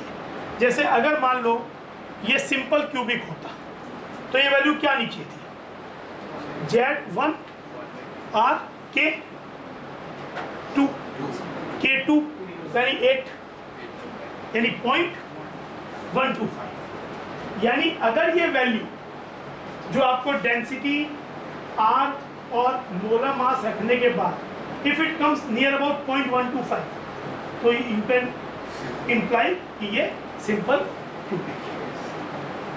फिर अगर ये वाली वैल्यू, ये मैंने यहाँ पे ये पैकिंग एफिशिएंसी और जो आपका बुक में दिया है वो हम कैलकुलेट कर चुके हैं, पढ़ लेना बुक से। लेकिन ये डेंसिटी कैलकुलेशन है, तो अगर ये 0.125 है तो सिंपल क्यूबिक 0.162 है, तब क्या होगा, 0.162 में ये 2 हो गया, K हो गया 4/√3, क्योंकि a इक्वल टू क्या होगा 4r/√3 तो यानी k हो गया 4/√3, तो 4/√3 का, तो इसको सॉल्व करोगे पूरे को तो वैल्यू आएगी ये वाली। और अगर 0.176 आए तो इट विल बी 4, तब z क्या हो जाएगा 4, और ये हो जाएगा 2√2 का, तो इसको सॉल्व करो तो 0.176 आएगा। तो कभी कभार ऐसा भी क्वेश्चन हो सकता है, ट्रिकी क्वेश्चन, कि आपको डेंसिटी मालूम है, रेडियस ऑफ द एटम मालूम है, मोलर मास मालूम है, लेकिन फिर भी आपको सीधे नहीं पता चल रहा है कि वो क्या सिस्टम है। अफेक्टिव नंबर ऑफ एटम पूछेंगे वो क्या सिस्टम है, तो आपको ये करके कहना इन तीनों वैल्यूज के हिसाब से आपको डिसाइड करना। बस समझ में आइए। बाकी क्वेश्चन ज़्यादातर आसान क्वेश्चन वही आते हैं कि आपको सिस्टम बता देते हैं कौन सा है, मोलर मास मालूम होता है, तो कभी ए निकालना पड़ जाता है, फिर रेडियस निकालना पड़ जाएगा, तो ज़्यादातर आपको ये पता चल जाता है क्वेश्चन से कि वो तीनों में कौन सा है। एक क्वेश्चन ये करो,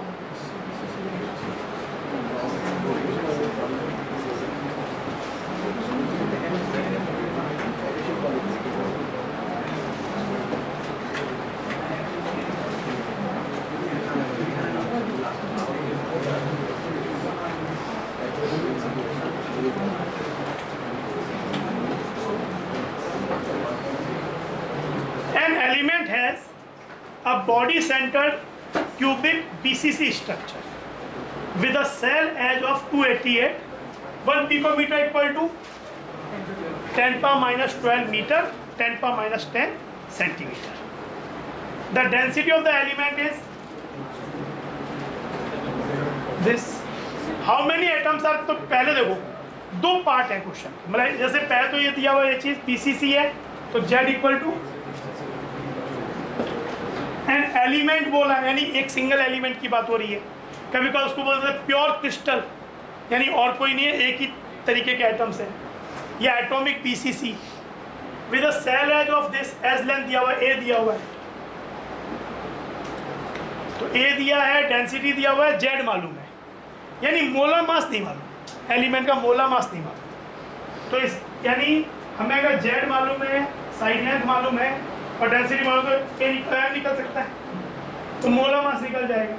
क्वेश्चन क्या पूछा है, how many atoms are present in 208 gram of the element, पहले मोलर मास निकालो, उसके बाद find the number of moles, 208 divided by molar mass and into Avogadro.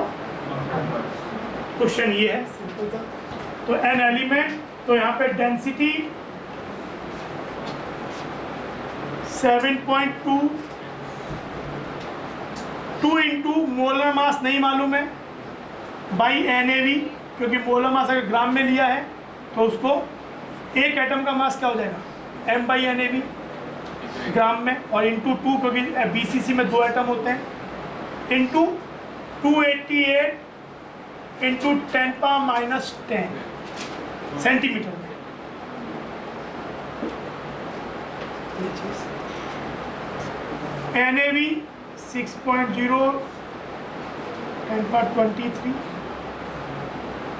तो इससे आपका मोलर मास आएगा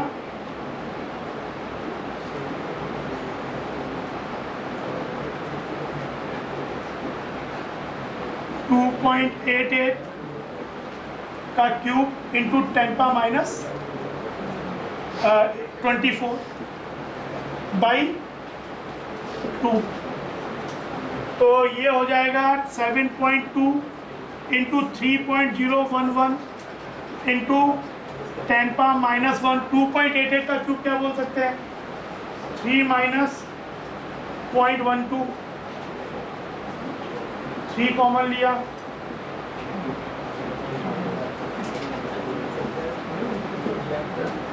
3 क्यूब 27, 1 माइनस 0.12 है ना, वो 1 plus x power n, 1 plus nx, तो ये हो गया 27 माइनस 12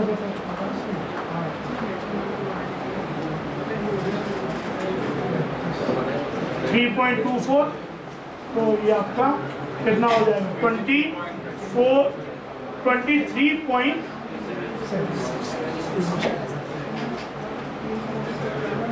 तो ये चीज़, तो ये 2 पॉइंट तो सॉल्व करके से नियर अबाउट 7 जो आएगा, तो ये आपका आने के बाद फिर आपको मोल्स निकालने होंगे 208 by this into Avogadro number is the number of atoms present in 208 gram of the air.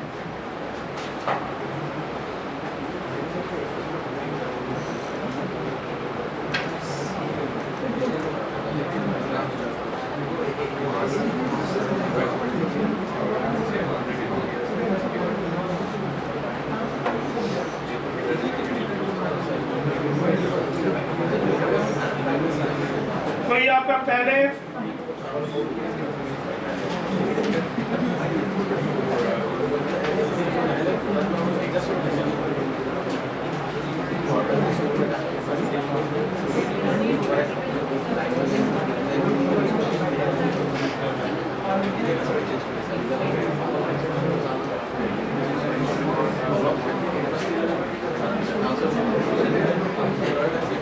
इन्होंने एक बार अप्रोच से भी निकाला, इस बात एक ही आएगी कैसे भी करोगे।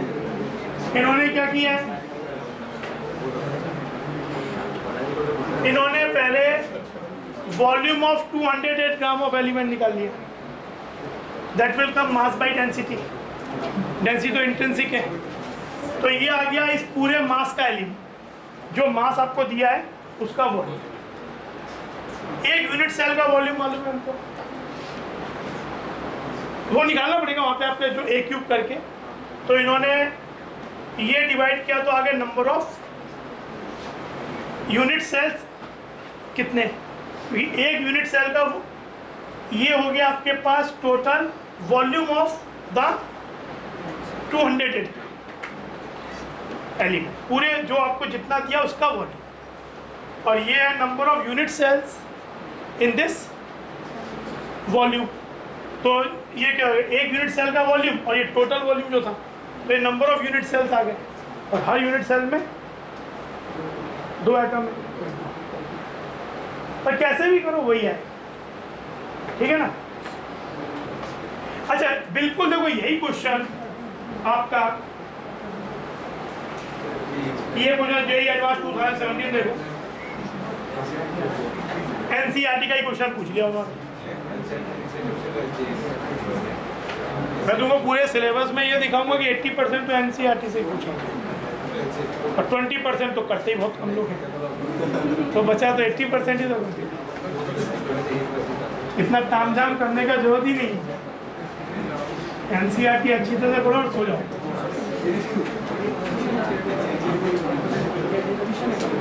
ये वाला क्वेश्चन देखो, a crystalline solid of a pure substance यानी atomic has a face central cubic structure, वहाँ Z2 था यहाँ Z4 हो गया, with a cell edge of 400 picometre, density दी हुई, यहाँ पे डेटा भी इनके जितने अच्छे दिए कि कैलकुलेट उससे आसानी से हो जाएंगे।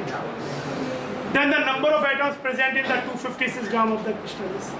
तो इसमें पहले वही करो, ऐसे ज़्यादा लॉजिकल अप्रोच वही कि पहले मोलर मास निकाल लो, फिर 256 by molar mass number of moles into Avogadro number atoms. तो यहाँ पे पहले आपके पास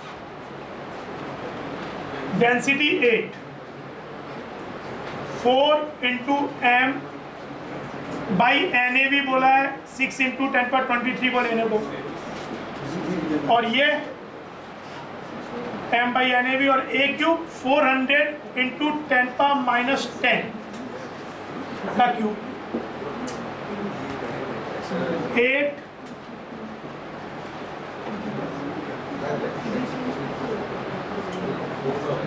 64 इंटू 10⁻24 हो जाएगा। पहले इसको 4 इंटू 8, तो ये आपका m will be equal to 8 into 6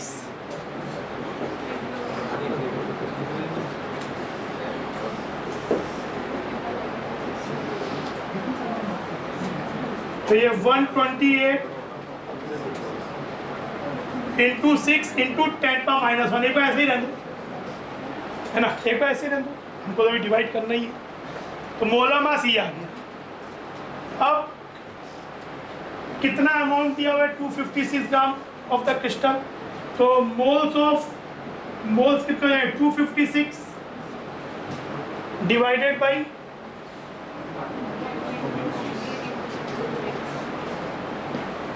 particles into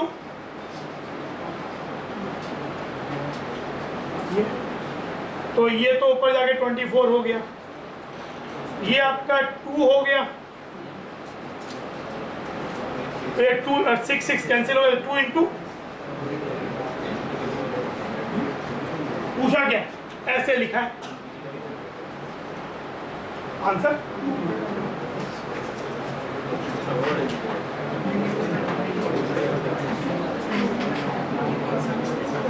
ठीक है, सिंपल क्वेश्चन था। पहला क्वेश्चन जो एनसीईआरटी बुक में डेंसिटी का दिया है वही उन्होंने और तुम्हें आसान करके दिया।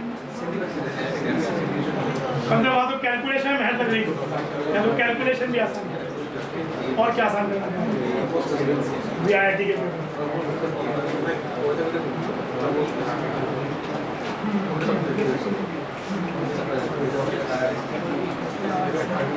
अब एक इंपॉर्टेंट चीज देखो,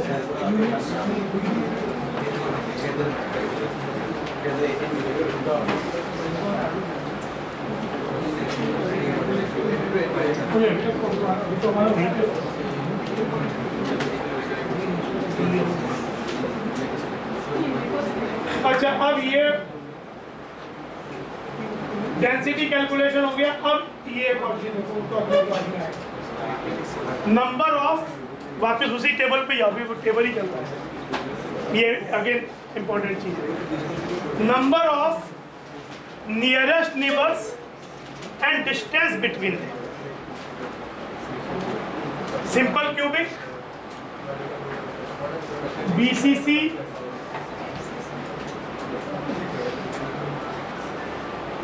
एक सिंपल क्यूबिक में नियरेस्ट नेबर्स का मतलब क्या हुआ कि भाई कोई एक एटम है तो उससे नियरेस्ट, तो नियरेस्ट अगर सपोज उस एक क्यूबिक सिस्टम में एक एटम से कोई दूसरा एटम टच करता है तो नियरेस्ट तो वही हो जाएगा। डिस्टेंस उनके बीच में क्या होगा, सेंटर्स के बीच में। ऐसे तो आप बोलोगे भी दोनों टच है तो डिस्टेंस है, लेकिन जब जनरली स्टेट्स को टच करते हैं तो distance is taken there centres distance. तो अगर टच कर रहे हैं तो closest distance can be twice. तो एक एटम में लिखना है तो फिर जो भी उस पर्टिकुलर सिस्टम में ए और आर का रिलेशन है, लेकिन एक तो नंबर बताना है। तो number of nearest neighbours simple cubic में, तो सिंपल क्यूबिक में पहले तो नियरेस्ट डिस्टेंस वाला कौन सा है, वही जो एच के,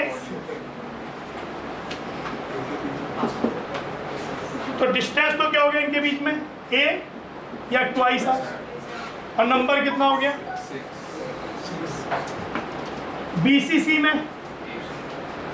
BCC में 8, वही कोऑर्डिनेशन नंबर जो था यहाँ तो, और डिस्टेंस कितना होगा, नहीं वैसे तो डिस्टेंस तो ट्वाइस आर ही होगा। एक एटम में क्या होगा भाई, BCC अगर बनाएंगे तो क्लोजेस्ट कौन सा हुआ, ये है और यहाँ पे एक है, तो इनके बीच का डिस्टेंस, तो that is nothing but √3 A का हाफ। ये पूरा डिस्टेंस क्या था, 4R। वैसे तो ये ट्वाइस आर है, ट्वाइस आर तो सभी केस में, लेकिन एक एटम में क्या हो जाएगा √3। इन दोनों के बीच का डिस्टेंस क्या होगा, बॉडी सेंटर और इसमें √3 है तो पूरा था डिवाइडेड बाई, तो ये हो जाएगा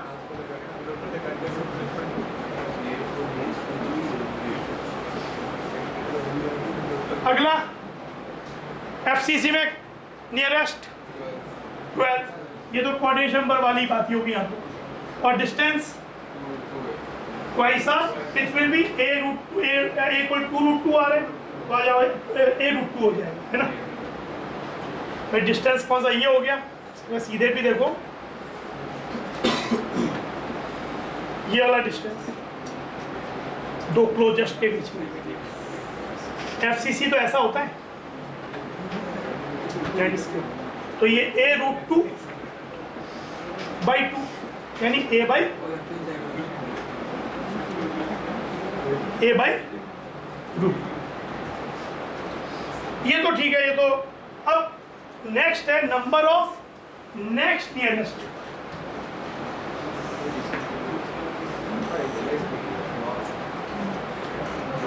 कि सिंपल क्यूबिक में नियरेस्ट तो कौन सा हो गया, एक एटम है उसके उसी एज पे दूसरा, नेक्स्ट नियरेस्ट कौन सा है और कितना है, क्या तो कौन सा है बताओ, डिस्टेंस बताओ। सिंपल क्यूबिक की बात हो रही है पहले, तो सिंपल क्यूबिक में ये तो कांटेक्ट में है, नियरेस्ट हो गए, यहाँ तो है ही नहीं, फेस सेंटर तो है ही नहीं, कॉर्नर्स पे ही है केवल, तो ये वाला लेंगे तो डिस्टेंस कितना है, √2 है, और ये लोगे तो √3 है, तो पास में कौन सा है, √2 है, यानी उसी को उस फेस पे opposite to the body diagonal, जो बॉडी डायगोनल पे है कॉर्नर के जस्ट बॉडी डायगोनल। डिस्टेंस √2 है, नंबर कितने होंगे, डिस्टेंस तो हो गया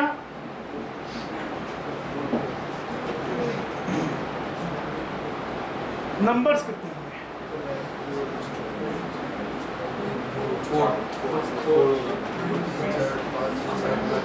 फिर वही लॉजिक देखो, ये जो आपके पास फेस था, इस कॉर्नर पे इस फेस के इधर जो पॉइंट एटम है वो इसका नियरेस्ट हो रहा है, तो ये कॉर्नर कितने फेसेस से शेयर होता है, 12।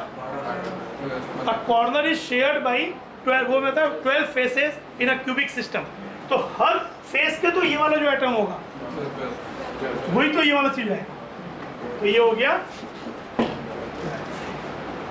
बात समझ में आई है। देन BCC में नेक्स्ट नियरेस्ट बनाओ, कब्जा से लिखो,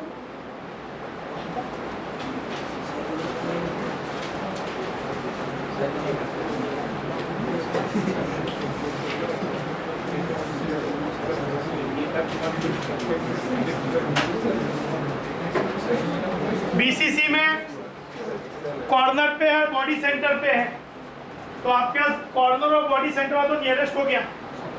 अब अगला कौन सा बचा, ऑन द सेम एज,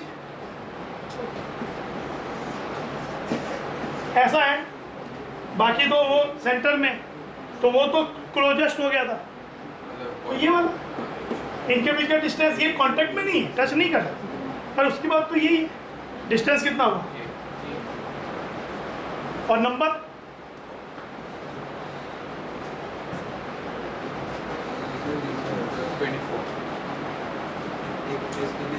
24। क्यों, अरे हम ये बोल रहे हैं कि कॉर्नर पे एक एटम लिया और उसके उस एज के अब दूसरे वाले पे, यानी उस कॉर्नर से कितने एजेस निकलेंगे, 6। ये क्या इससे अच्छा नहीं बोलना है। ये कितना 6 क्वेश्चन में यही अलाउ कर दिया जाए कि सब ये मल्टीप्लाई करना भूल गए तो हर आंसर ही कैसे ना कैसे सही आ ही जाएगा। अच्छा, ये अगला वाला क्या होगा, अगला कौन सा होगा नेक्स्ट, मतलब इसके लिए FCC के लिए, FCC के लिए भी आपके पास कौन सा हुआ, नियरेस्ट तो ये था, फिर ये, तो ये हो जाएगा, ये भी 6 और डिस्टेंस। इसके बाद number of second nearest, next nearest, second, उसके बाद पर जनरली यहीं तक आता है, बाकी तो ये सिंपल क्यूबिक में नियरेस्ट हो गया एच पे जो दोनों है, उसके बाद हो गया फेस डायगोनल, उसके बाद एक सिंपल क्यूबिक में और कुछ चॉइस ही नहीं है आपके पास। ये बना चुके हो नियरेस्ट, ये फेस डायगोनल पे सेकंड नियरेस्ट, अब आपका नेक्स्ट नियरेस्ट एंड देन उसके बाद बॉडी डायगोनल। तो वो डिस्टेंस पैक हो जाएगा। डिस्टेंस तो √3 ए नंबर,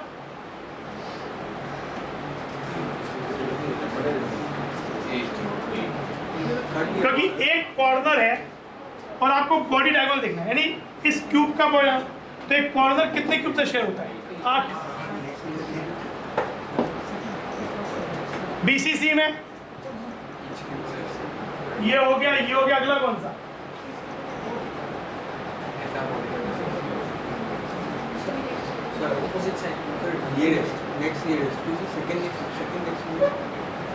इसको थर्ड नियरेस्ट होना चाहिए, है ना? Third nearest is third nearest, nearest, next nearest और थर्ड।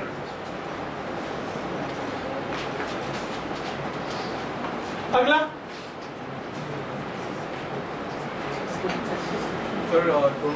फेस डायगोनल, है ना? क्योंकि पहला तो ये वाला हो गया था कॉर्नर और बॉडी सेंटर, फिर ये, तो ये आपका हो जाएगा √2a और ये नंबर 12। क्यों? क्योंकि अब वही वाली बात है कि ये जो फेस की बात हो रही है, ऐसे यहाँ पे भी जो फेस होगा उधर हो जाएगा। तो एक कॉर्नर कितने फेस से शेयर होता है? 12। देन दिस वन, ये ज्यादा होता है, ये नियरेस्ट तो हो गया ये वाला, ये नेक्स्ट नियरेस्ट या फर्स्ट नियरेस्ट, सेकंड नियरेस्ट, इसको सेकंड नियरेस्ट बोल सकते हैं, नेक्स्ट नियरेस्ट ये वाला। अब थर्ड नियरेस्ट, फेस डायगोनल नहीं, फेस डायगोनल तो बड़ा फेस डायगोनल से तो बड़े डिस्टेंस ज़्यादा है। ये देखो, ये इंपॉर्टेंट, मतलब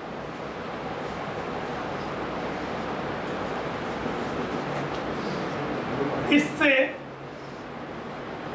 यहाँ पे जो एटम है सेंटर में, जैसे ये आपका है, ये कॉर्नर लिया इस वाले फेस का सेंटर, तो ये ए होगा, ये वाली डिस्टेंस a √2 है, तो उसका हाफ हो जाएगा a/√2, और यहाँ से उसको ज्वाइन करेंगे तो एक तरह से आपका ये वाला ट्राइंगल क्या बन जाएगा? Right angle triangle. तो हो जाएगा a² प्लस a/√2 का होल स्क्वायर, यानी a² प्लस a²/2, यानी 3a²/2, यानी √3 √3/2 का रूट, 3/2 का √a, तो 3/2 का √a जो है वो तो √1.5 हुआ, विच इज लेस देन √2। तो यहाँ पे जो थर्ड नियरेस्ट है वो हो गया कॉर्नर, और ये कॉर्नर जिन 3 फेस का पार्ट है उसको छोड़ के जो बाकी 3 फेस है उनमें किसी भी सेंटर पे, जो ही नहीं कि यही लो, ये वाला सेंटर पे भी ये कॉर्नर जिन 3 फेसेस का पार्ट है उसको छोड़ के, भाई एक कॉर्नर क्यूब में, एक इस क्यूब के अंदर कितने फेस का पार्ट है? ये और टोटल मिला के वो 12 फेसेज है, लेकिन इस वाले के लिए तो ये 3 फेसेज हैं, तो इनको छोड़ के जो सेंटर में एटम है ये और ये, इनसे सेम ही होगा। तो ये √3/2 का रूट ए, तो डिस्टेंस तो ये होगी, नंबर कितने होगा? एक क्यूब में कितना मिल रहा है? 3। कॉर्नर कितने क्यूब से घिरा हुआ है? 8 तो भाई ये वाला क्यूब जो है इस वाले से ये 3 हुए, तो ये 3 हो गए, तीनों के सेंटर वाले एक ही जाएंगे, तो ये तो एक क्यूब का हिसाब है। ऐसे ही क्यूब यहाँ भी है तो उसके भी 3 फेस ऐसे होंगे, ये वाला और ऐसे ही 4 होंगे। तो 8 क्यूब है तो हर क्यूब से 3 आ रहे हैं, तो टोटल 24। ठीक है, समझ में आया बात ये? तो इसका आंसर नंबर ये हो गया 24 और ये डिस्टेंस हो गई रूट 3/2 का रूट।